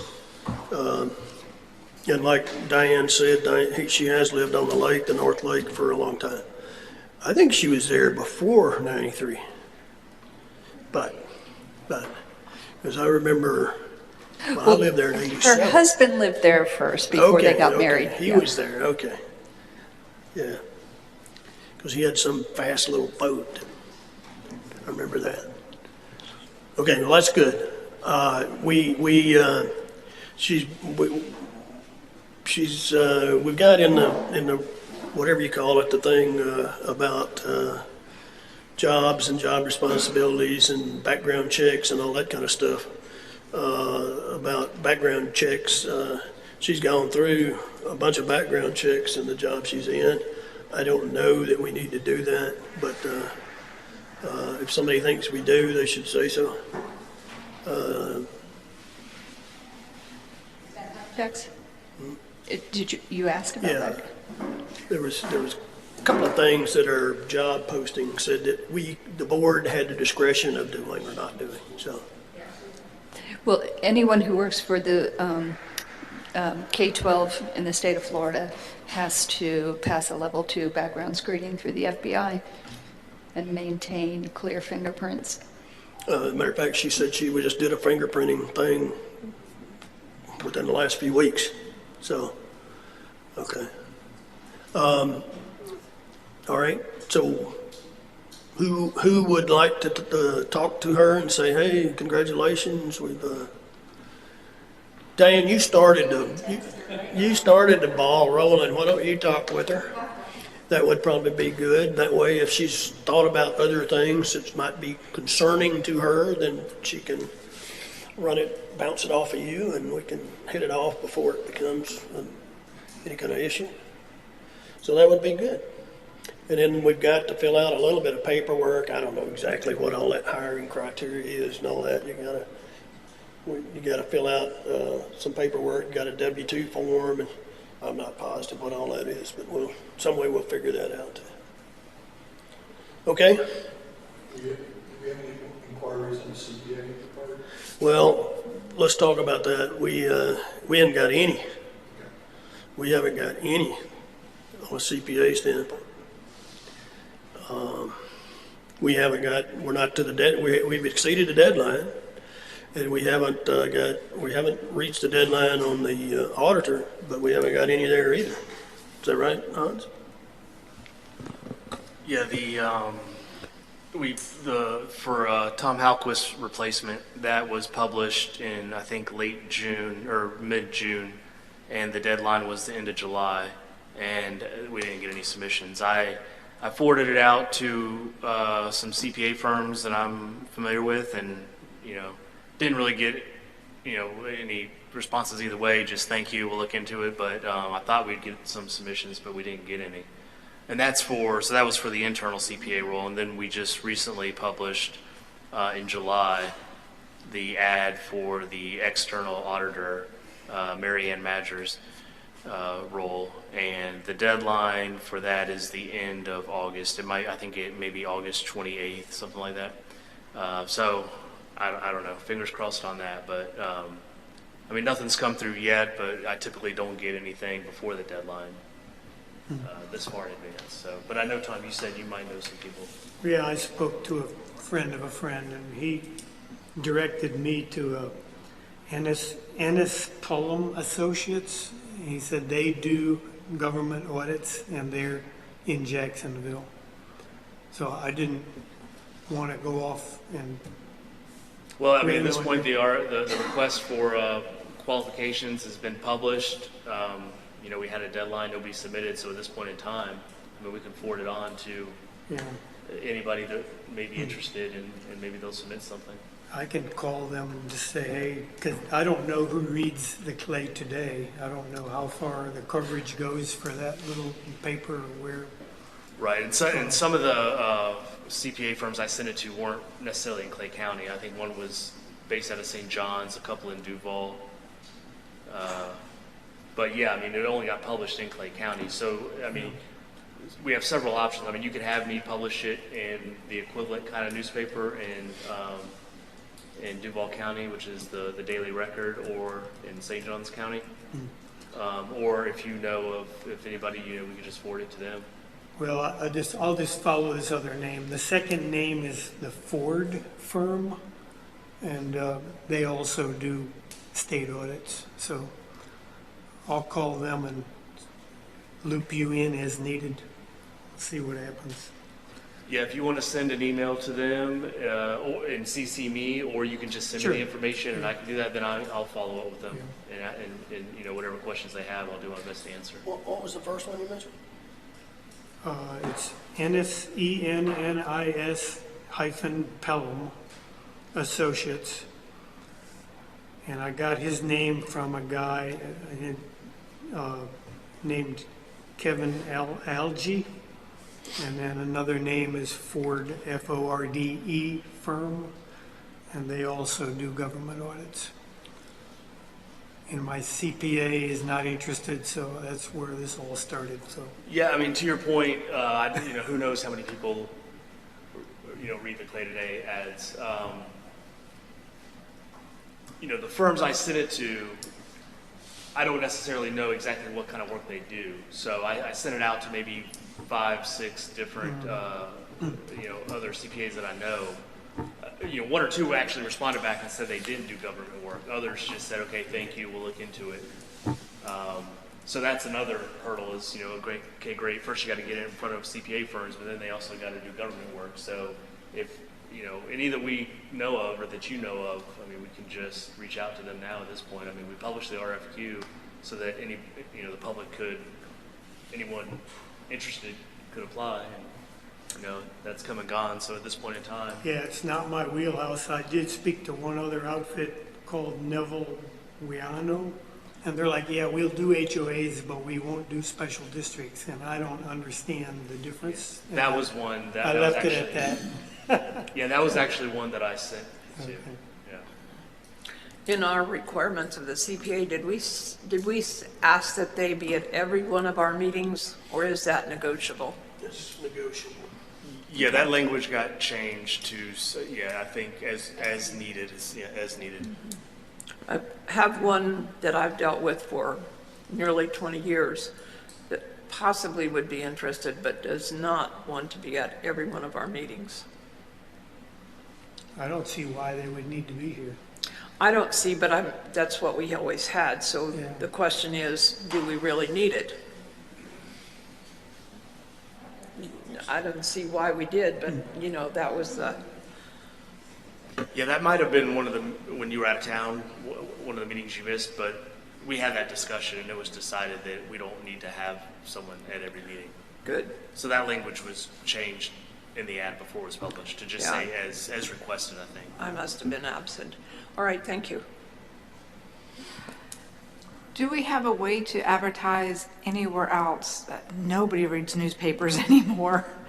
What about like Indeed.com or some of those the other job boards that are online? Well, reason we do it in the Clay Today is, it's got to be published in a publication of record in the county. So, but to your point, beyond that, I think you can publish it any other place you want to, but that's sort of the starting point. The other thing that I think we're still members of this Florida State Association for Special Districts. I don't know exactly when that expires, but I can call them because that's supposed to be one of their services, is that they have the ability to recommend or have a list of people that can do state audits. So I'll do that. I mean, it's just a phone call. I think it expires in October. Okay. So, think about what we've heard here. Janet, you mentioned one time before, or somebody's mentioned several times, that we contact the county on any number of things, whether it's water-related stuff or equipment-related stuff or things like that. Is there anybody that knows how the county does some of their stuff, and would that be worth pursuing or not?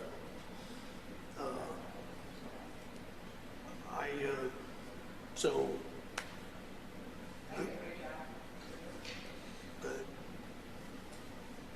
so the county, any other thoughts? Just kind of brainstorming, but my daughter-in-law worked for, I guess she still works part-time for David King, who's an attorney in Orange Park. I think he organizes get-togethers and stuff like that in the morning. He does any real practice, but she mentioned the company's name. I wrote it down somewhere, but I don't know what I did with it. But she said, who was the lady that was doing your audits? And I said, Mary Ann Major. She said, well, Mary Ann used to be tied in with this company, so they didn't split. So she said, I don't know whether that would be a good deal or not. But she didn't know particularly personally either. So Mary Ann may not have much to say to us. But I'll find that name. It's always worth it. We'll try it anyway. I was thinking too on some of this, my Excel spreadsheet work. I'm not sure that the secretary couldn't do some of the stuff that I'm doing. If I can do it, then surely somebody smart can do it. You know, it just expand the scope of work there. Maybe not even, but I think it would be. Well, That's what we're thinking about. yeah, I mean, obviously the external, for audit purposes, has to be a CPA. I don't know necessarily that the in-house person that we do for the, for the bank account reconciliation and the checks, I don't know that that necessarily has to be a CPA. But. Well, here's where we sit. We just finished the darn audit, and at the last minute, and got it all done at the last minute, and the end of September is coming up, and guess what? That's the end of our fiscal year, and now you're into the same thing again, and there is a thumb drive here, that's got, I don't know what all on it, but our whole financial stuff is done by what do you call it? QuickBooks not online, but QuickBooks desktop.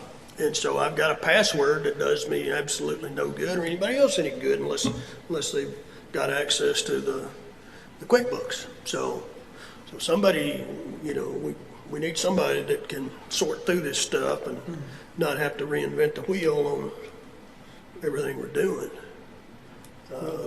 Let's get our new secretary on board and offer her that challenge and see if she's interested. We can afford the license for QuickBooks, I'm sure.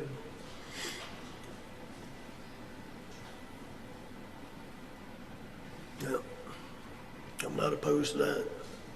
Tim Lee walked out, he mentioned somebody that's more of a bookkeeper type person, not a full-fledged CPA.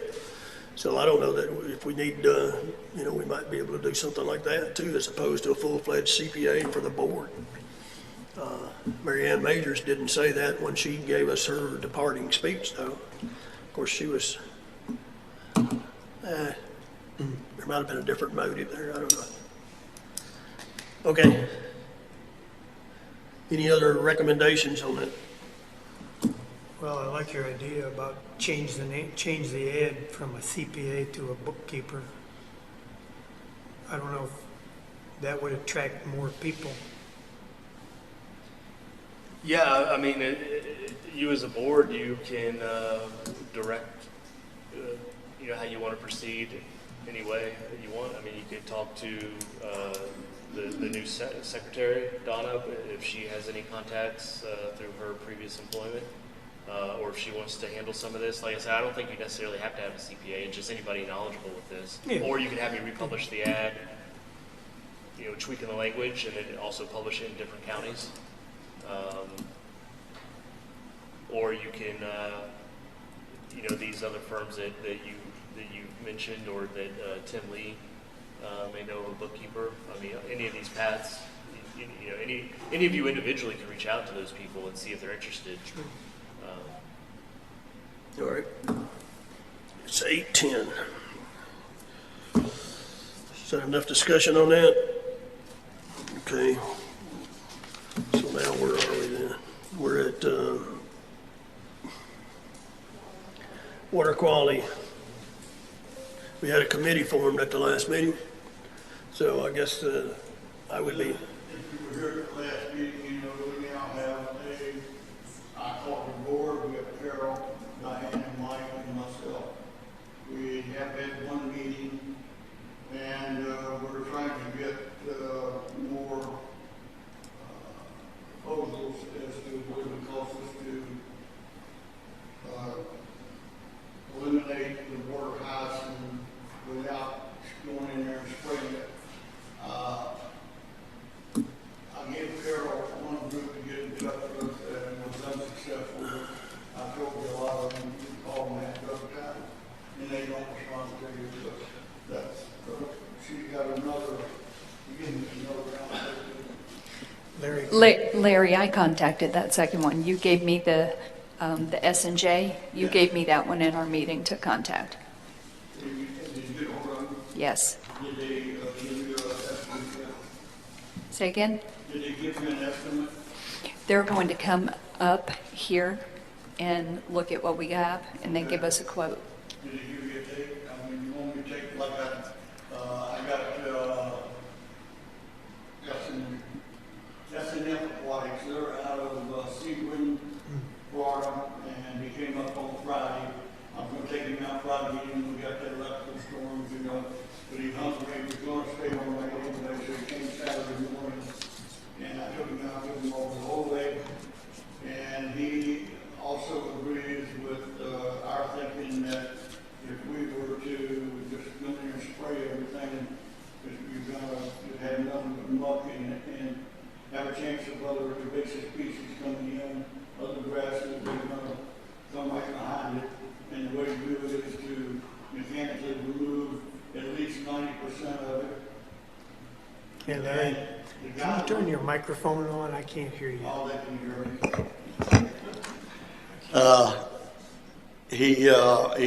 He went all, like I said, all around the whole lake. We went in the back of every single cove because that's where most of the material is ending up. And believe it or not, he's within $500 of the other, who is it, Stone Aquatics.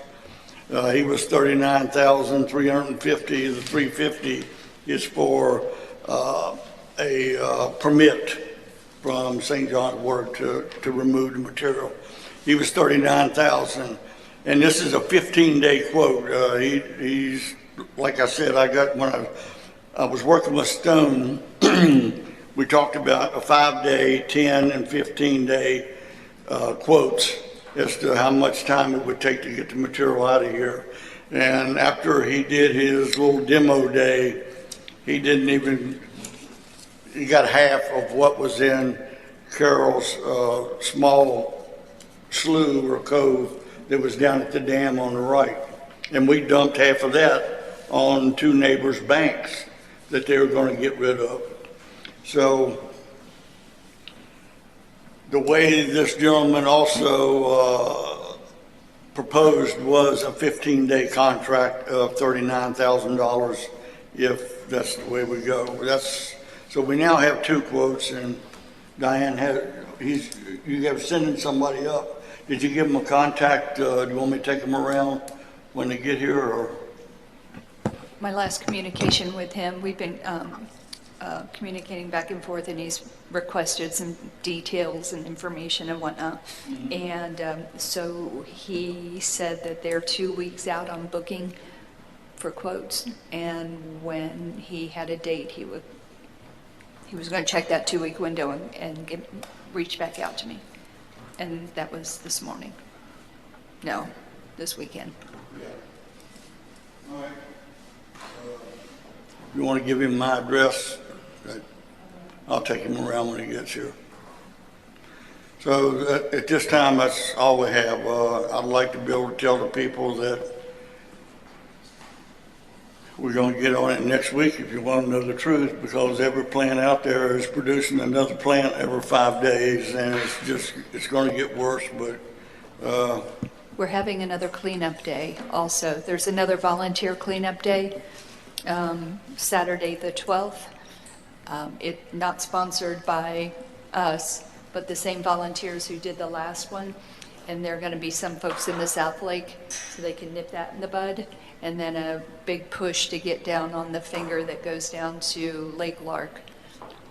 On the North Lake. Well, that's a bad, but I was surprised at how much is collecting above, at your house and at your boat docking up.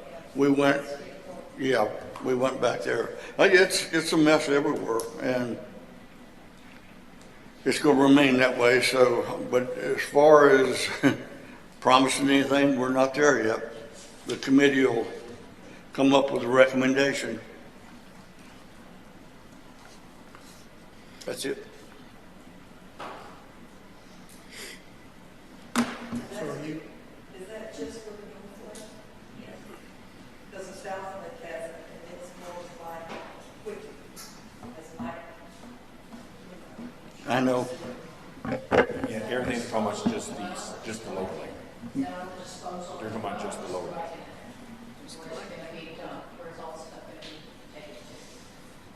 Yeah, that's still, it's on here, and it's still, in my opinion, an issue unless we can get complete clarification as to where our dump site's gonna be.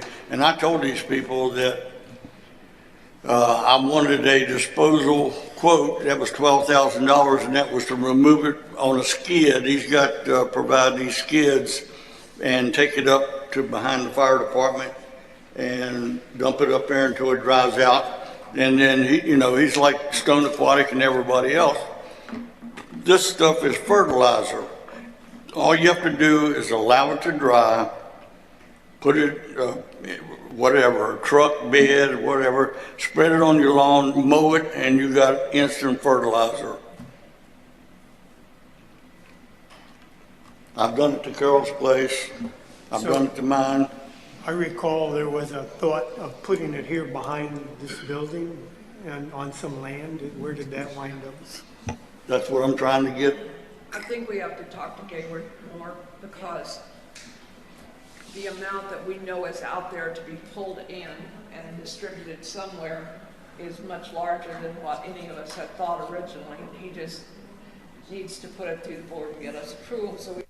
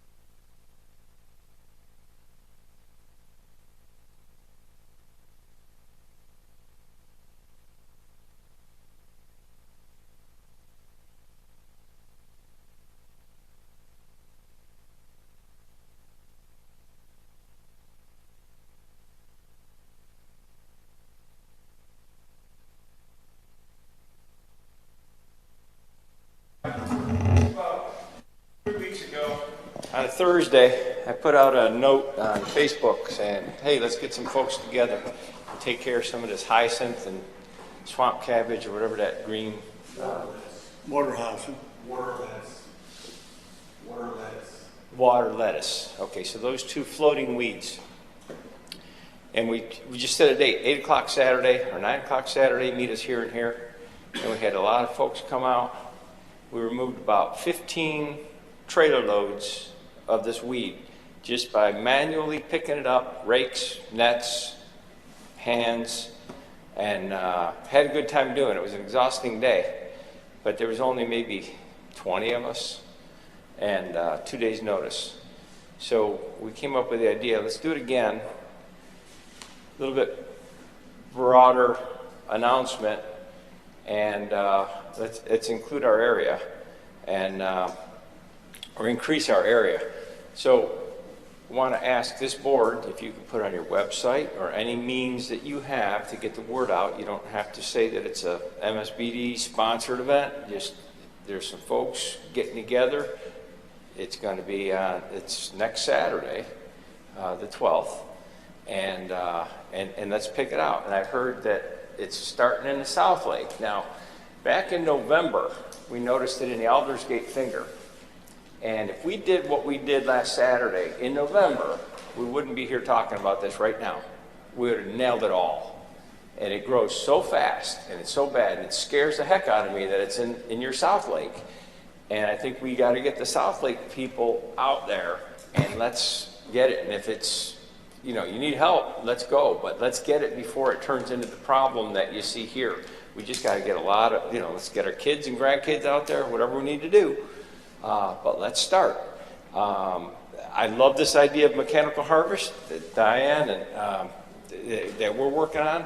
It's just not happening fast enough. It's moving at the speed of meetings, and so one of the statistics was that this weed in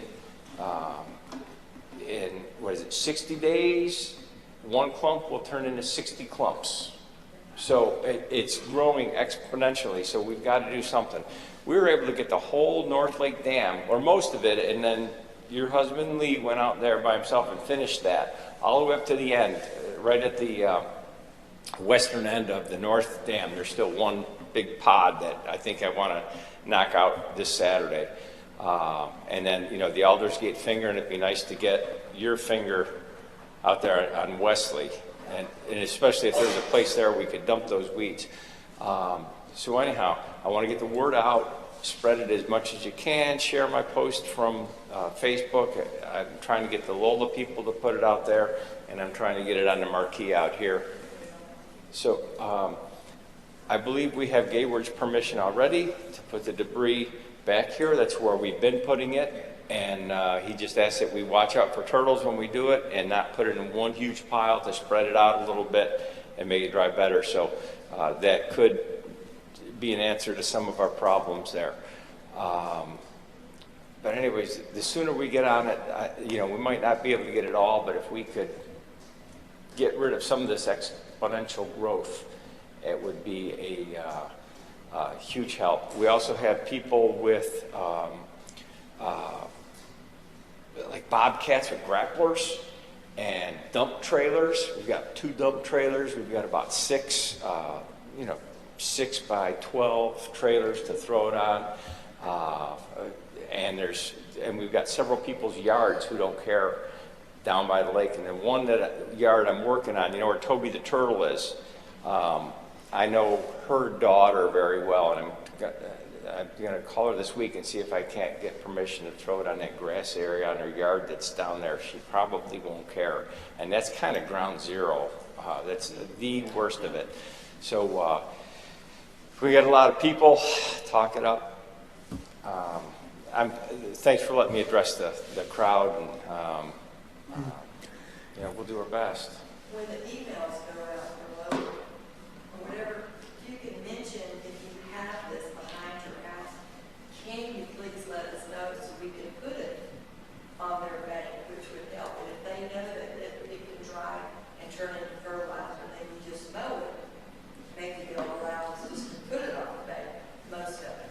Yeah, in the post I put, and I don't know how many people get it. I don't think it's that big of an audience. Dan Taylor is the moderator for that Facebook page.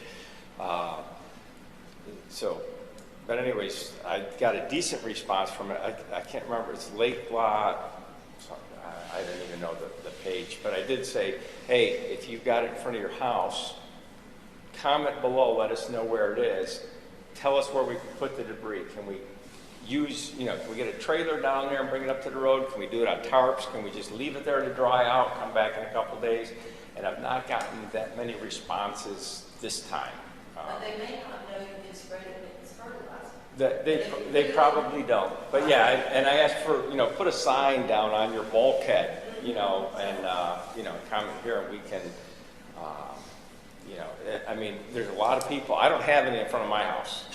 I take care of it, I mean, it's a trailer full every now and then, but it's not like else. But I'm more than happy to go anywhere else and bring my kids and, and all that. So. Stephen.Rizzo, STEPHEN .RIZZO @Comcast.net. But yeah, if you could help get the word out, that would be fantastic. But yeah, the North Dam looked great. I mean, actually, it's. you can begin to tell that it's making a difference because by now my people would be all full again, and it's not. It's holding its own, but I'm pulling out stuff as I can, which is not easy for me. But I'm just saying it's holding its own versus the way it was just filling in. Yeah. Who's got that beach or whatever on the south end where you see it piled up down by the lake? I don't know who's got that, but you can use my yard. I'm pretty sure the foxes and the little arrows, and I'll check with them. Valero said no because of the shade, but if you could put a sign, I don't know your house from the lake, so if Mine's you. the one with the flower, with the fire pit and the thing that goes down to it, the concrete block that goes down to it. But I'll just put that on the end of my dock, but I've also now got. Yeah, a little sign or something to say this is the place, and I think we can fill you up. Okay. Quick question, if I may. We can post it on our website as a notice. The problem with the way we've inherited this website is there's about 300 or 400 people up to and including state officials that are on this list. I've got to somehow edit the list or get a separate distribution list that's strictly for lake lot owners or people in the neighborhood. Notice would be helpful. And I think anytime you put a notice on there, Yeah, people sign up. I think if we preface it, if we put the notice, I don't think the state people will go off, and It might. so. One of them is the damn safety officer in Tallahassee. Yeah, I think. It might. Yeah. So I want to help, but I'm concerned about any backlash, if that's the right word, from some overworked bureaucrat somewhere. Or if you can just, is there a way, we must have collectively an email list of lake lot owners? I'll talk to Kay and see how far we go. Yeah. Because I see the need for 2 separate distribution lists anyway. Yeah. Yeah, you definitely put it out here on the marquee. Where are we gathering at to begin that date? And anybody can. And, we need intel on the South Lake. I mean, I never go on that lake, but, how bad is it? And Actually, the guy at the tip of Arkham Moore, where the dip is in Perry Road, I got permission on that from. I'll send you his. Is there a lot? Yeah, it's easy to get to. The other hard spots will be bad.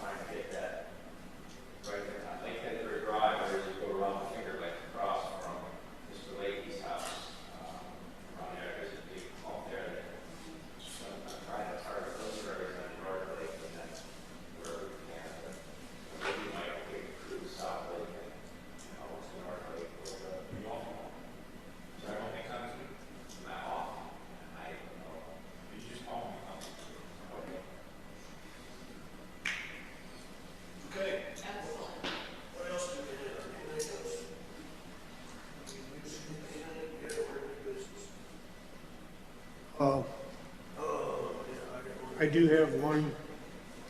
Bismarck is doing our web for us now. We agreed to a 3-month contract. I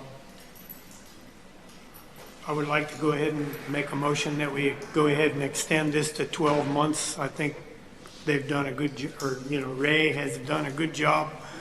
And there's still several things we need to do to that website that can help it, but, so that's my motion. Second. We need a 12-month contract. Motion and second, any discussion? All in favor, aye? Aye. Opposed? Carried. Second thing I'd like to do pertinent to the website is we currently have an RFQ, request for qualifications. That's still on there from about 2 years ago. I think we need to cancel that request for qualifications. I think with the present inflation and the present financial situation, I don't see much point in that being there, and I don't know if there's any procedural thing we need to do. I don't think we've ever pursued it with the 2 banks that replied, so it's kind of a dead issue. So my motion is just to remove that and terminate our request for qualifications. Motion and second, discussion. I think that we had 2 people respond, 2 banks respond, so if we resurrect this out of whatever the right word might be, we should go back to those people, and if we ever resurrect it, we ought to go back to them and say, hey, we bid on you participated in this thing before, we're gonna do it again, and at least give them a heads up. That doesn't need to be in the motion. Should we send them a letter at this point and tell them that we're not ready to move forward with anything? Yeah, it's, Because that way when we go back to them, then it's good with a better taste in their mouth. Yeah, we could probably do that. yeah, because Ameris Bank is one of them anyway.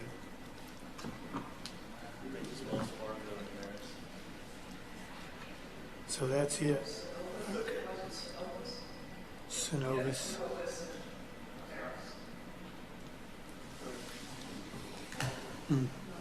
I can do that, unless you want to. It's your don't- motion, you can do it. Okay. I think we need a vote. Yeah, okay. No more discussion, all in favor, aye? Aye. Opposed? Okay, Thank you. any other? No? No more business? I wanted to give y'all I wish that, well, I'll just say it so it'll get out anyway. But I was involved in a discussion with a few sheriff department officers not very long ago. The start of it was when I was advised that some kids were on the kettle, one of the kettles on the North Lake. And so I participated in that and got my butt tore up. Thought I was gonna wind up in jail, honestly. And the end result, in my conclusion, and I'm just sharing with you what my personal experience was, the end result was this police officer, and it was a nice guy, very direct, but probably 55 years old, so he wasn't an 18, 20-year-old, youngster. He said, you and another person, I'm not going to call the other person's name that was involved, are of an older generation. And he said, you've got rules and regulations. He said, you have no fishing signs and no trespassing and things like that. He said, but you absolutely should not confront those people yourself. He said, you can get the phone number for the non-emergency sheriff's number, and you call the non-emergency sheriff's number and let them handle it. He even told me a few more things that I hadn't really thought about, like kids younger than 14, which is what these 2 were, are very capable. He's had a number of incidents where the older folks got shot. I never thought about that, but that was his recommendation, and I sent that to the board members. So if you wanted a little more information about it, I was going to give you. That's why I'm saying it. He certainly got my attention on my involvement in being a policeman and controlling the perpetrators, or whatever you want to call it, and even enlightened me a little bit about getting shot potentially and all that too. So I'm not going to pursue that course of action in the future. But phone calls. Phone calls. I'll take my chance with 14-year-olds. That same 14-year-old on Friday when I was mowing the grass, somehow he has gotten... It wasn't a 14, just a minute. It wasn't a 14-year-old. It was the 55-year-old sheriff. He's the one that got my attention. Yeah, I couldn't work out anyway. He got one of his friends, 3 or 4 of them, and they apparently got a key to get in the gate for the south dam. They left it open for over 2 hours and down there fishing and swimming for 2 hours, and they found one. We came across that this past week. We just went up and bought the gate. Well, just be careful. That's all I'd tell you is be careful. Yes, sir. I think it'd be helpful to put a big explanation of that in the legal ad, either this board or Lola or Pierce. Well, both the two boards were involved in that. Educate the public about not confronting his trespassing. Well, I don't know that the other board agrees with what I just said. Matter of fact, I think the other board doesn't agree with what I just said. So I'm speaking for me. I ran off a group of kids twice last month on the south. No. We were respectful to them. Well, one of these didn't say a word, and the other was just trash mouth big time. I said, "What is causing such an anger problem with you? How can I help you?" It was bad. I couldn't believe that I was hearing that coming out of a kid that age. I work with a lot of these youth. They do have problems, and yes, they will pull a gun. Yes, they will pull a knife. Please make no mistake about it. By and large, the kids that live here and are in our population are very respectful. And the last thing in the world they would want you to do is to go to their parents. But there are those children out there. And, it starts as young as 7, okay? I'm not making this up. I work with these youth, and I promise you, they will think nothing of pulling a gun out and shooting at you.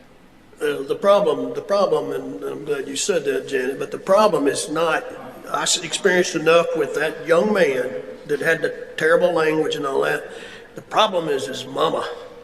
His mama and his daddy are divorced, and his mama she had gone up the chain of command with the sheriff's department before she ever come out here, So the problem was the parent. It wasn't, Anyway. Yeah.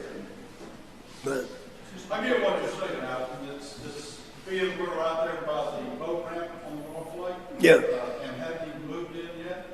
I can't tell you how many times I've caught sunbathers, people making out on my dock already, fishing where they're not supposed to be fishing. Just that we haven't even rode out there on Sunday afternoon and found a clean-cut family on the dock fishing. He said, well, it's a construction zone, so I figured it was okay. And I said to him, do you realize that's how people get shot? Do you realize? So, how many times are we going to call Clay County non-emergency number before they get tired of it? I don't know. I tell you this, Daryl, I'll tell you this. I would have bet you money that in that situation I was involved in, I would have bet you money that before that situation ended, I would be in jail. I really felt that. Yeah, and I hadn't even thought about getting shot, by the kid. But I would. That's how serious that sheriff got my attention.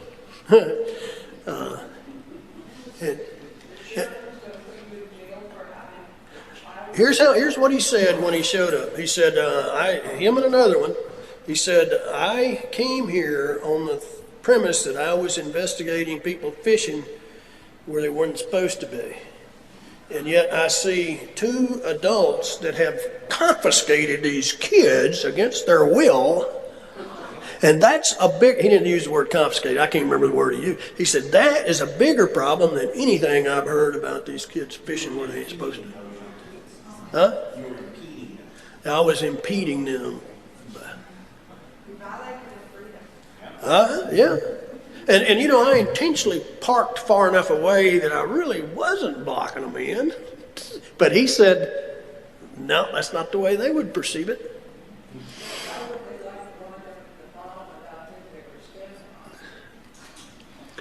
I didn't catch them on it. They were by it. But when he told me, he said, look, that boy's mama's coming, and she's already called the higher up sheriff's people, and that other one's daddy's coming. He says, and I would like for you two to get your vehicles out of here right now before they see them in the condition they're in. Can you do that? I said, yes, sir. See you later. At that point, I felt that I wasn't going to jail, but before that, I would have predicted I would have been in jail.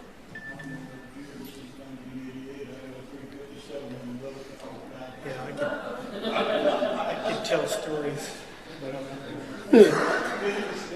All right, that's anybody else got anything? We're kind of wrapping it up here, I think. All right. Motion to adjourn. Second. All in favor? Aye. Thank you. Okay, Hans, I got you a check here, I think. I had Tim Lee one too, but